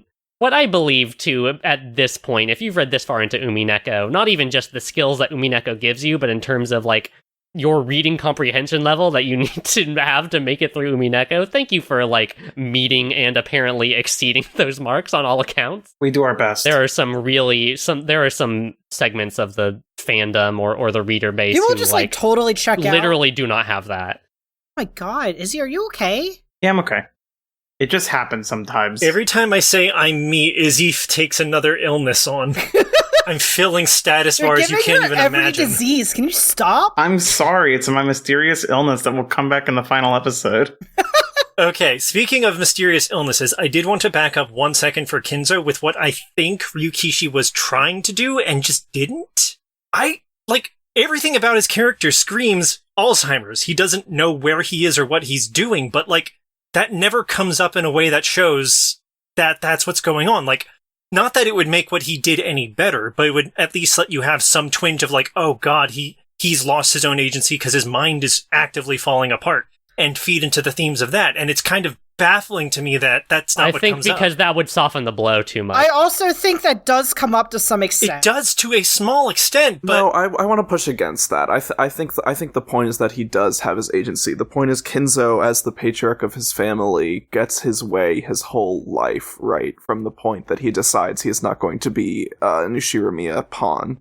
From that point on, he makes all of the decisions, and he does a bad job of it, and it ruins everyone's life up until he dies. And I think to put a twinge of sympathy on a story like that would be even worse and make things even more complicated. I don't begrudge Ryukishi not doing that. I want to clarify that my position on this is, like, as gut-wrenchingly, like, sickening and painful as that was for me and for anyone to read. Like, I think that plot point is necessary and is, like, masterful even. Like, it defines the whole story. Everything makes sense when that falls into place in a horrible way. But I just think how it was handled in episode 7, where it is a meta world, where there are these, like, characters dealing with their own identities, and, like, the meta narrative of episode 7 outside of Claire's story is like, Leon, you have agency, you do have agency, and you are free. Like, to throw that part in there at the end, to have meta Kumasawa and Genji still be useless pawns,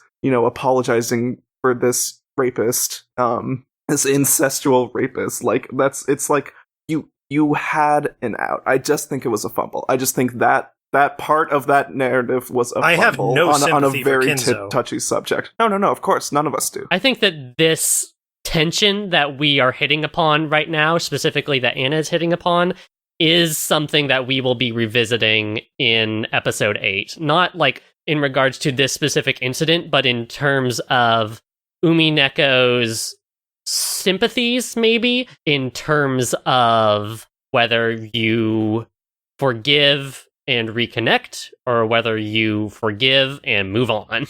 The value of a breakpoint and something, in reaching a point where you say, no, actually, I have seen this, I see your side of the story, and I am deeply sympathetic to you, but this has crossed a line and it will no longer, it cannot work. I will also say that many of the scenes of Kinzo being incoherent and not knowing where he is are ones that take place after he died. Yeah, the ones where he's not a living person. So they are not things we should be taking without a lot of grains of salt.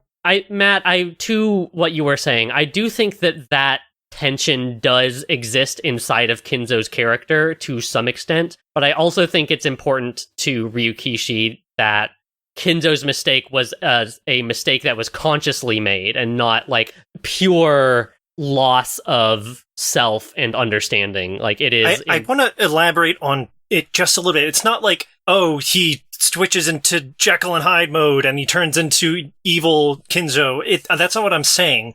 What I'm saying is that he was at if this was how it was written, it would be that he was at a point where he should not be left without people watching over him. Yes, he shouldn't be allowed to just do as he wishes if his mind is falling apart. And yet because he is the patriarch of a rich family and everyone defers to him, he is given the power to and people look the other way. Genshi, Kumasawa, and Nanjo spend this entire fucking episode looking the other way, and their like final act as like parents to this like depressed, like horrible little bundles of trauma transgender child that is Yasu is to, I think, basically reenact that rape onto this child again, just without like not I should make it clear, not like physically, but like to basically metaphorically reenact the rape of Beatrice again, where Beatrice's Sayo's identity is fully removed and does not matter and is made to act out Kinzo's fucking fantasy, and then he dies and he goes out on top. And sometimes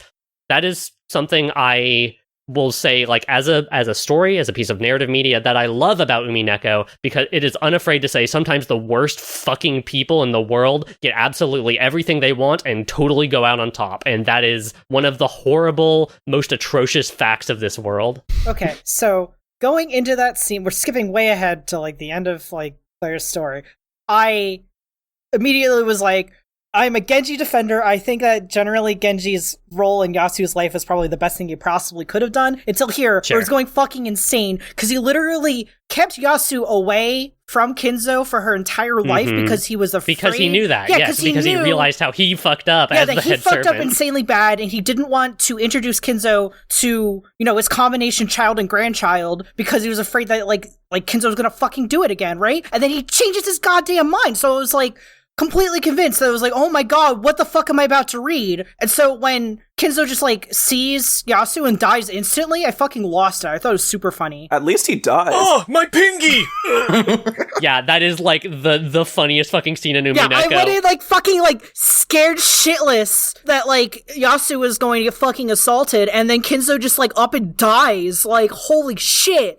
And then we find out that the story as Claire presented it is not the full story in that nice little fun fragment. So that was really cool. Just a full fucking Ouroboros, nightmare Ouroboros of emotions for that one scene. That is the most horrible scene in Umineko for me to read. It is more horrible than any fucking like vision of gore of like people's guts being pulled out of their stomachs and the pumpkin Halloween from Maria in episode 2. Like all of that shit pales in comparison to that one scene. Truly a masterwork of like, I don't know, like the horrors of reality. You know, it's not fantasy. It is no longer fantasy. That's how horrible reality can be. I feel like that scene is kind of Umineko's thesis statement to some extent, right? Like, especially for the Answers arc, because it is a story that is fundamentally about the ways we kind of dance around the horrible things that have happened in our life. And when Claire brings up this scene, it is weird but wondrous, right? She becomes crowned as truly as Beatrice.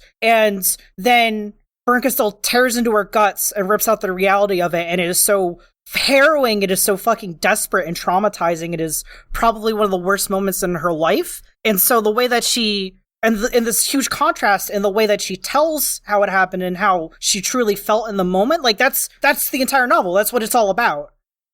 Yep. It's Maria having a nice day with her mama versus... Yeah, exactly. Like, the fucking king of just saying what the novel is about is Maria in episode 4 saying that, I didn't say that I was sad. I said this was a happy day with my mom. You're reading into it. Who are you to deny my happiness? Yes, exactly. Yeah. What is it to grant someone that agency? Is it always a uniformly good thing? I think the Umineko might say, fuck no. But I think it also believes that agency to be something that deserves to be defended as long as you possibly can defend it. I should also say, I said earlier that Genji realized that he fucked up. I think Genji... I don't actually believe that. I think that Genji thinks, oh, Kinzo did something really bad. Well, I'll hide Yasu away so that Kinzo doesn't make a mistake again. And maybe one day when Kinzo's feeling better, we can do this, and has no ability to conceive of the fact that he also had agency and power and is, culpable in the things that happen around him, instead of him just being a servant and like an arm of Kinzo's will or what the fuck ever. Yeah, no matter, I think Genji, Kumasawa, and Nanjo are all extremely culpable in the situation. Holy fucking shit, I hate Nanjo so much. I would love to get into how much I hate that guy, straight up. Least favorite character in Umineko right now. I think that guy is fucked up more than everyone else combined. He is below Kinzo. Yeah. Because the thing with Nanjo is that he knew what was going on, and he's like, oh, I just thought Kinzo was joking. Like, you were Beatrice's only doctor. She interacted with 3 people her entire life, and she had a child. The way that everyone in Kinzo's life lets him just get away with it. But Nanjo is the person who was most connected and probably the most obligated to do something about this, and he chose not to. Like, the most bonkers part about it is, Nanjo is like, yeah, he told me how he's like, wow, she's like my wife reincarnated. It's like, she's my wife. That's my wife. I'd like to have sex with her. And I was like, haha, oh, Kinzo, you card. Yeah, it was before that's literally, the assault or anything. It is horrible, but let us be clear here. That is literally how it is. That is literally how the world works. I was about to say in the 70s, in the 80s. Well, this would be the 60s, before the 80s. In the 70s, in the 60s, are you kidding me? The duty to report? That literally wasn't a thing. That was literally not a thing. Child welfare, that beyond duty to report, it's duty to say to your friend, yo, dog. Are you kidding me? Doctors are just like this. Doctors are like this today. Yeah, to be clear, I don't think this is unrealistic. I think this is one of the most condemning characters, one of the most fucked characters. For my part, I mean, Nanjo sucks ass. He's just straight evil, right? This is as fucked as you're saying, but it's not as resonant because he's just not there. He's not around. He's not this person's caretaker. He doesn't fucking understand the deep inheritance and triple wraparound trauma of this family because he's paid not to. His job is to he has a financial capitalism. He has a financial incentive to look the other way, which is evil. It is totally evil. It is top tier evil. But I don't think he is more culpable than Genji by any means. But he's not just a doctor. He's also a friend. Okay, yeah. Sure. And they sit and they talk about funny war stories or whatever. They play chess and they talk about I don't know. Kinzo rambles about demons, and Nanjo's like, that's funny. No. This is not. They're friends. Genji literally is Kinzo's right-hand man. Genji handles things for Kinzo that Kinzo doesn't even know about. Genji is by far the most culpable person here because he was literally in charge of this thing. The choices he could have made along the way, the agency he had in those, and the choices that he made in that child's life, unspeakable from top to bottom in terms of not a duty to report, but as someone who was in control and was obviously capable of making plans, of machinating, of moving things along, of sequestering things away. He made a whole life plan for this child. he carried out the whole creation of magic, of the illusion of magic, of the world of magic, of the multiplicity of this child, which we don't have time to get into yet, but we will, and I'm actually really excited for that. Yeah, me too. Yeah, me too. I'm really excited for that. It's going to be a much happier and more interesting conversation. Yeah, That's going to be a lot better. But Nanjo is just like some evil shit doctor, right? Like, he is evil and he sucks, but like that's it. Like Genji, it is unbelievable the stages and the levels at which this person.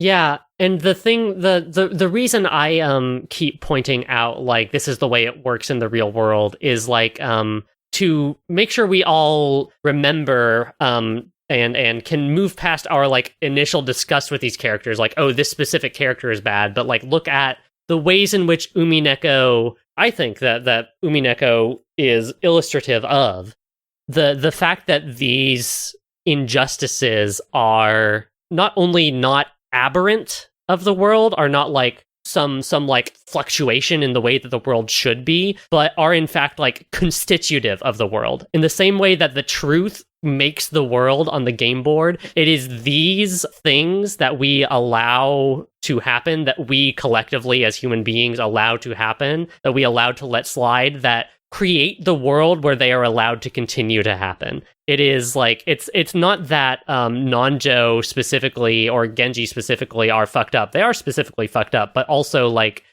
the way the world is set up reinforces itself. We are not, even if it is not as serious as allowing a fucking rape to slide or whatever, but we as human beings are also doing this. We're looking the other way. We are, and obviously this is not the same as like looking the other way when someone steals a fucking candy bar versus what we're talking about right now, but like this is a thing of humanity. This is a thing that we are always doing. This is a part of the human condition is to make these judgment calls and to let these things slide. And the fact that we do these things is what creates humanity and the world that we live in. But it is, I believe that Umineko thinks that inside of that abject fucking horror, agency that you can grab towards, well, Umineko believes in empathy and understanding and forgiveness. I'm not sure I believe entirely in empathy, understanding, and forgiveness, but like, we can create different worlds. We create different worlds every time we interact with people. We aren't free from our sins, but we choose whether or not they are repeated, and often humans choose to repeat them. Let's talk about Maria. Look forward to episode 8. Yeah, so let's talk about Maria. Maria.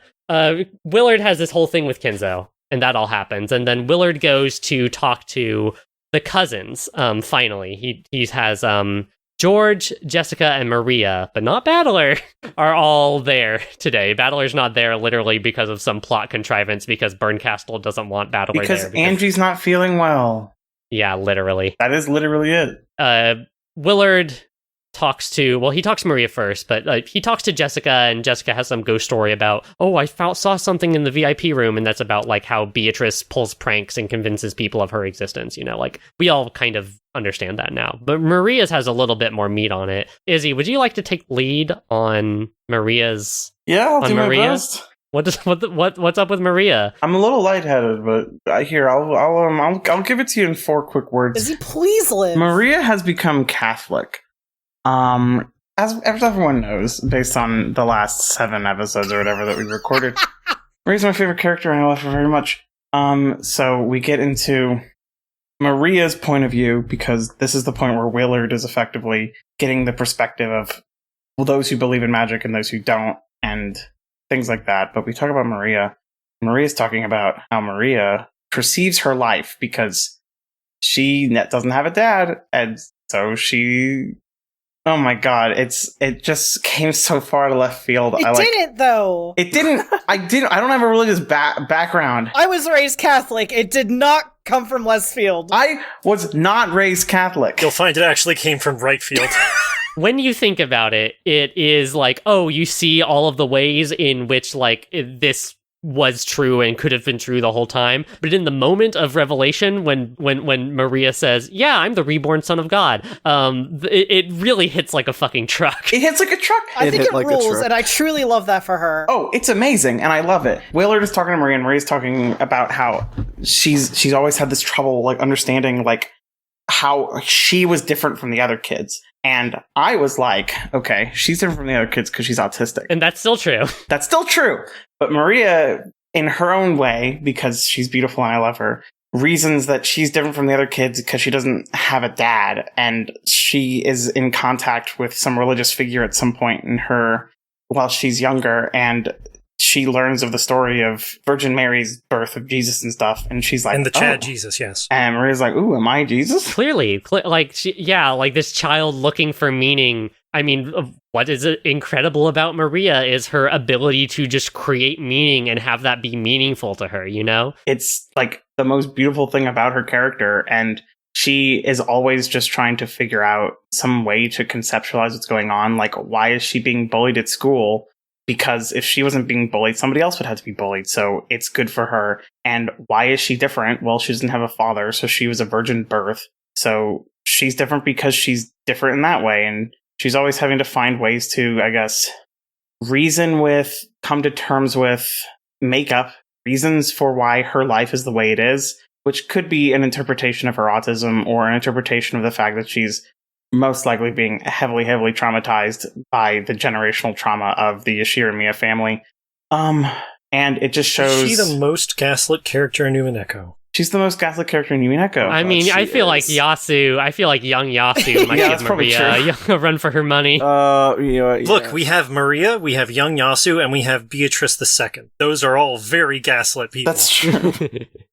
The main point of this section is showing off Maria's, like, magical thinking as opposed to the other cousins' magical thinking, and the perspective of the world from Maria's viewpoint and how that, like, informs everything we've read so far. And her first meeting with Beatrice, of course, because this whole part of this thing is nominally about learning more about Beatrice. Can I say the only thing cooler than Maria learning that she's Catholic and deciding that she's Jesus is Maria saying, actually, I realized pretty quick that much cooler than being Jesus was being a witch, so I said, fuck Jesus, and I picked up magic. Kicks ass. I love her so much. Good for her.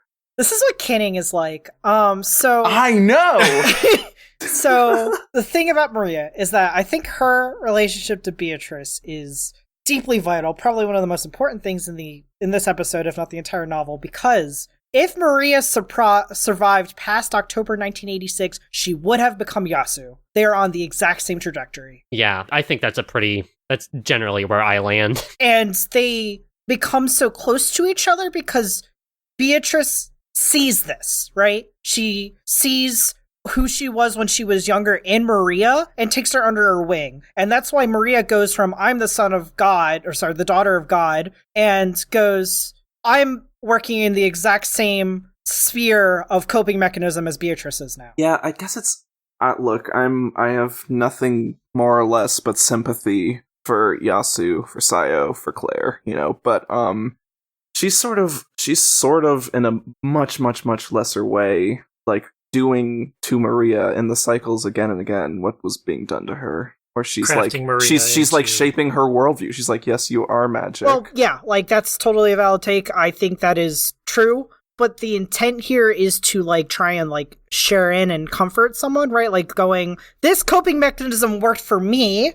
Hopefully it'll work for you, right? Like, oh my god, I can get into this. Yeah, the Beatrice moment. I can get into this. I think it's important that it's not just Maria being pulled into Beatrice's world. It is that, but also Maria is enlivening Beatrice's world too, It takes two to create a world. It takes two to create a world, and one of the breakpoints for Beatrice ends up being, I think, that she becomes unsatisfied with the world she is creating with Maria, a 9-year-old child. To rehash a little bit of episode 4 cast, to bring that in here, what's incredible about Maria is that she has that ability to create happiness for herself, even in the worst possible circumstances, even when she is like suffering hugely under her abusive parent. She does still have this like joy with Sakutaro, and her ability to find happiness inside of that situation is what is remarkable about it. But Ryukishi, I think, also understands and wants us to understand that Maria's ability to do that is still naive in some way. It is still that of a child. It's someone who hasn't been fully broken by the world yet, like she is when Mama kills Sakutaro. What the fuck was that? That was the It's noise. me, Sakutaro! That was Matt's I'm fun back. moment from episode forecast that lives rent free in my mind at all times. God. It's important that it's Willard supposes, and I think that we are meant to take this in good faith, that Maria's first meeting with Beatrice is also, in a way, the moment Beatrice begins to exist. Outside of Beatrice being this self that Yasu is cultivating for herself. It takes two to create a world, so the Beatrice, the identity of Beatrice and the self of Beatrice as a witch can only begin to truly exist and be born into this world, quote unquote, when she is encountered by Maria. Yeah, that's a good thing. It's a beautiful thing. Yeah, it's not uncomplicated. I think you're right to bring that up, Anna. But I think it that, is nice. Yeah, the major thing and the thing that is beautiful about their relationship is that they are two people creating a world together in that way. Funny fan comic where Sayo says, "Thank God for Maria, because I really suck at coming up with names." Maria comes up with Gop's name after literal years after Gop has stopped being Beatrice. Because Maria's just like, oh yeah, Gop, one of the 72 great demons. Obviously, you're this one. My favorite part of that scene was then Beatrice going, what should I call this? This tall drink of water. And she's just like, I don't know, Renove, I guess. It's so good. They're so good together. Oh, those This two. is my Genji Sona Renove. Yeah. It's still so good. And when she says Gop, it's like, here's my reasoning. And then when it was Renove, she's like, I don't know, Renove is good. Go with that. That's what he deserves. Yeah, Footnote. I mean, to highlight it again, it never stops being highlighted around here. That Genji and Kumasawa have these beautiful magical personas where they, I think, are genuine positive forces in Yasu and Maria's lives, and they play act this at the same time that they use those positions to enact something horrible. It's the two-sidedness of it. It is the way that those two things are true at the same time, that there was a beautiful, fun magic, and also there was this ultimately horrible moment of rupture, that these two things happened within the same person, and that this is what humanity is this great fucking spectrum, this great fucking capacity at all times for things to be, beautiful and terrifying. Now, I want to ask a question about the world they've created together. When Maria's creating the names for Gop and Renove being given the name Renove is that's fitting because my my real world counterpart has the name like that.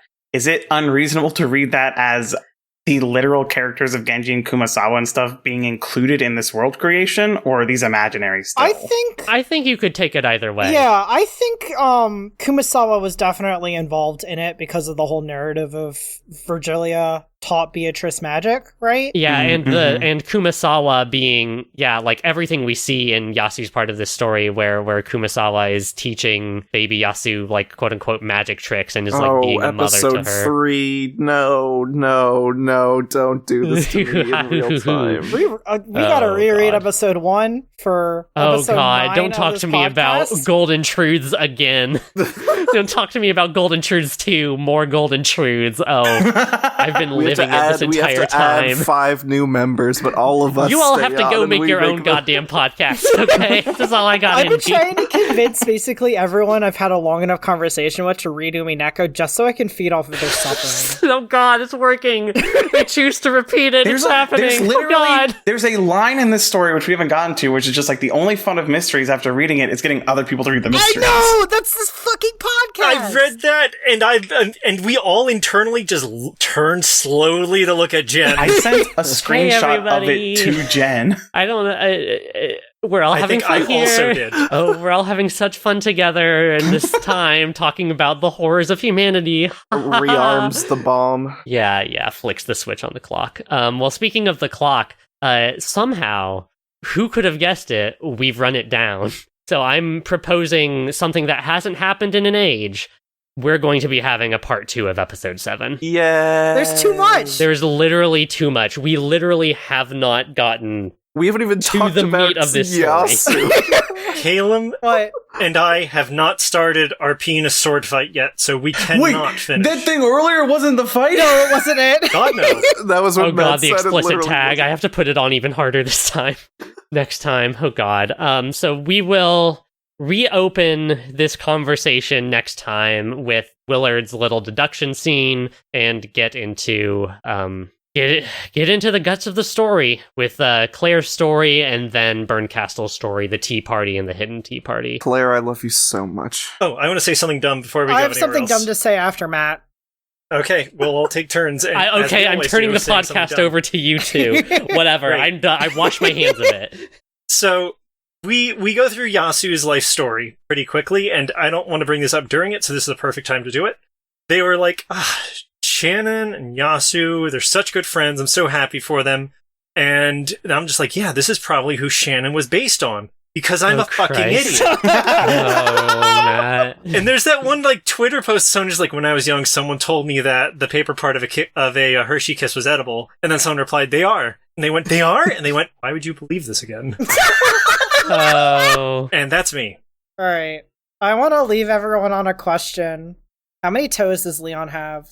6. I want to answer your question with another question.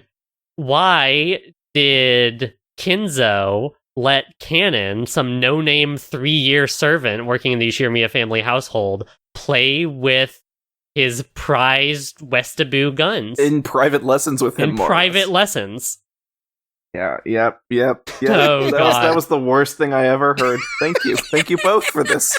That's Golden Truths, an Umineko podcast, Real golden everybody. truth is that Forever, Cannon it's has tall done. We're toes. done.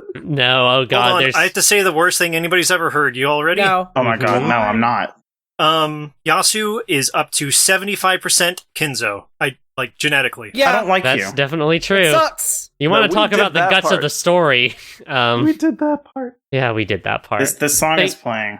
Thank you all. Yeah, yes. Thank you for posting our ending theme into our group chat. It might not even be playing right now. How long are we going to make this outro? Thank you, everybody, for showing up and listening to our podcast, Golden Truths and Umineko Podcast, a podcast about Umineko. You can follow us on Twitter and Tumblr at Golden Truths Pod. You can find us on YouTube by searching Golden Truths and Umineko Podcast. You can send in questions to the show. God knows when we'll have time to get around to them. But you can send in questions to the show via email at goldentruthspod@gmail.com. That's goldentruthspod@gmail.com. And you can follow everything we do, including listen to this episode, at goldentruths.net. Izzy, where can people find you? My username on everything is IzzyTimeStream. All one word.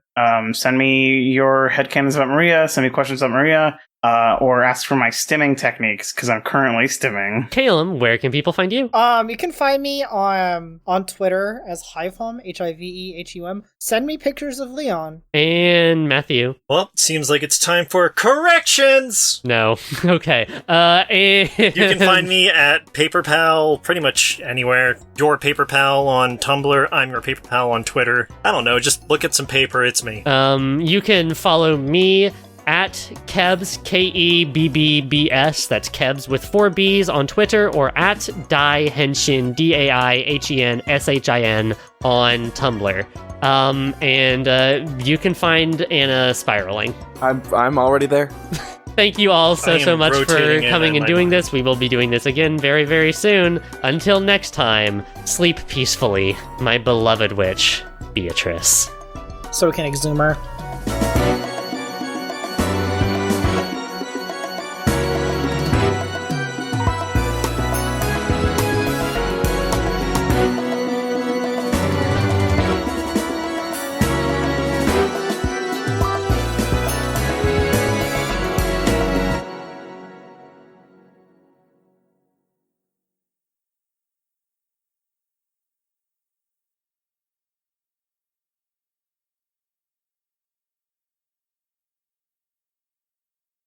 we're going to be doing a bunch of dumb bullshit. We have a pretty thin skeleton here, so I feel free to just talk about whatever stupid shit comes to my mind. And I want to take a second to talk about Sir Arthur Conan Doyle and how funny it is that he is not in this story, because he's the only one of these. Yeah. He's the only one of these dipshits who actually believed in magic.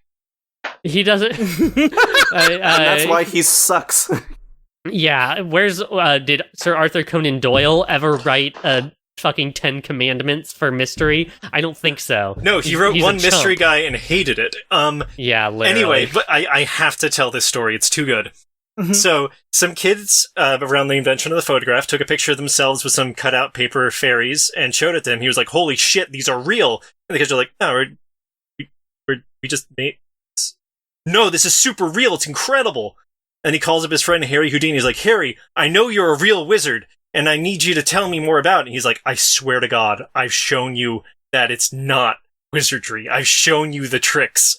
I beg of you, please stop calling me a wizard." He's like, "It hurts me so much that you don't trust me with your wizard secrets, Harry." Conan Doyle is an incredible idiot, and I'm very surprised he's not in here. Are you saying lies to me? This is insane. Well, this is just an episode of the podcast.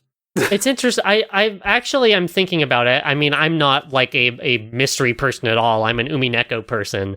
But when people talk about great murder mysteries, I mean, especially in Umineko, what's his ass? Sherlock Holmes doesn't really come up. I guess because Sherlock Holmes doesn't really do closed room mysteries at all. No, he doesn't do serial murders or whatever. Yeah. It's like things being stolen or like 2 people were murdered in a weird place. He objectifies people and gets away with it. Sure. Yeah, it is interesting to think about like Umineko's tight focus on specifically, I mean, because we talked about this, in episode 5, about the lineage of Japanese mysteries that it's pulling from. Sherlock Holmes, who's that guy? Lupin. Now, Arsène Lupin. Now, there's a Victorian. Now, Sherlock Sholmes, that's a guy. Lupin the Third is literally just an Umineko character. To be clear, I'm pretty sure Sherlock Sholmes is in Lupin the Third. Yeah, he is. Oh, yes. We all love it. Willard H. Wright.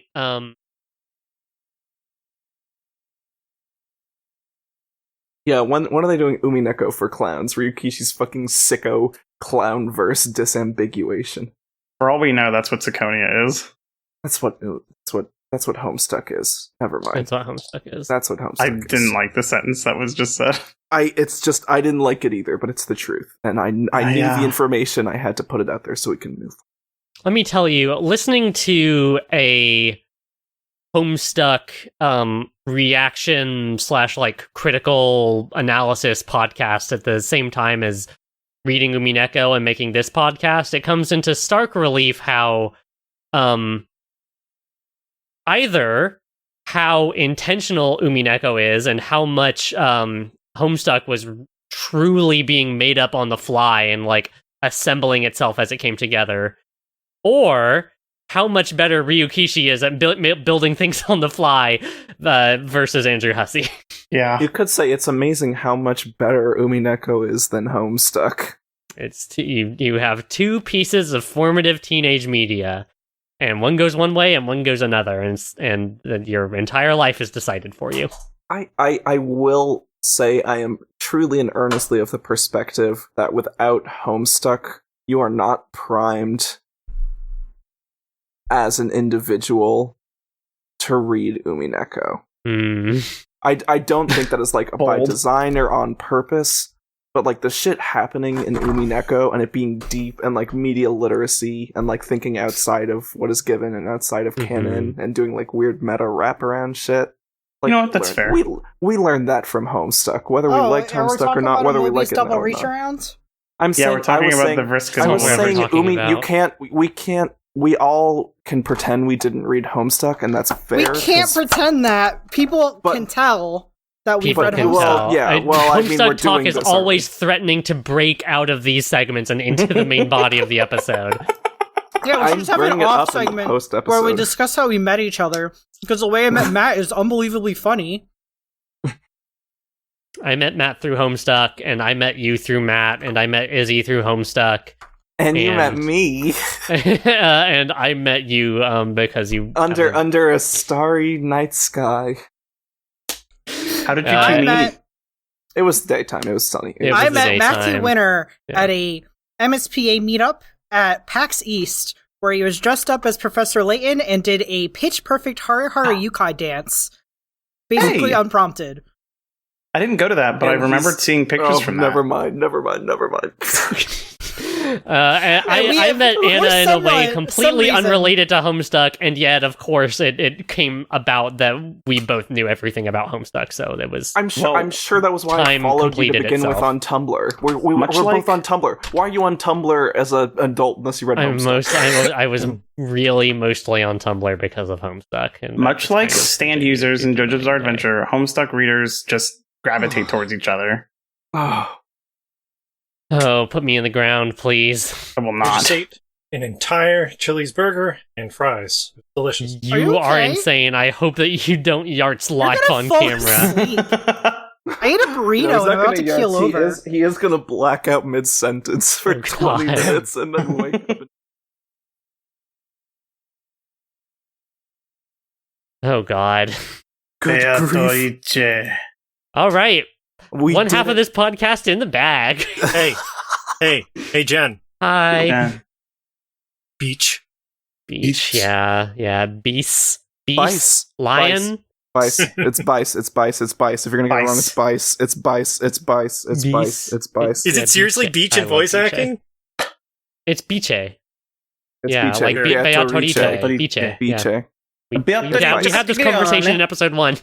It's Bice. Just It's say- Bice. It's Beatrice and it's Bice. You should send it to me now. Yeah, Stop I'll- recording, I'll- everybody. What? But I have more things to say into it. Maria. You record whenever you want. Chow whoosh. Oh, I'm drinking some water. Okay, everybody. Good luck.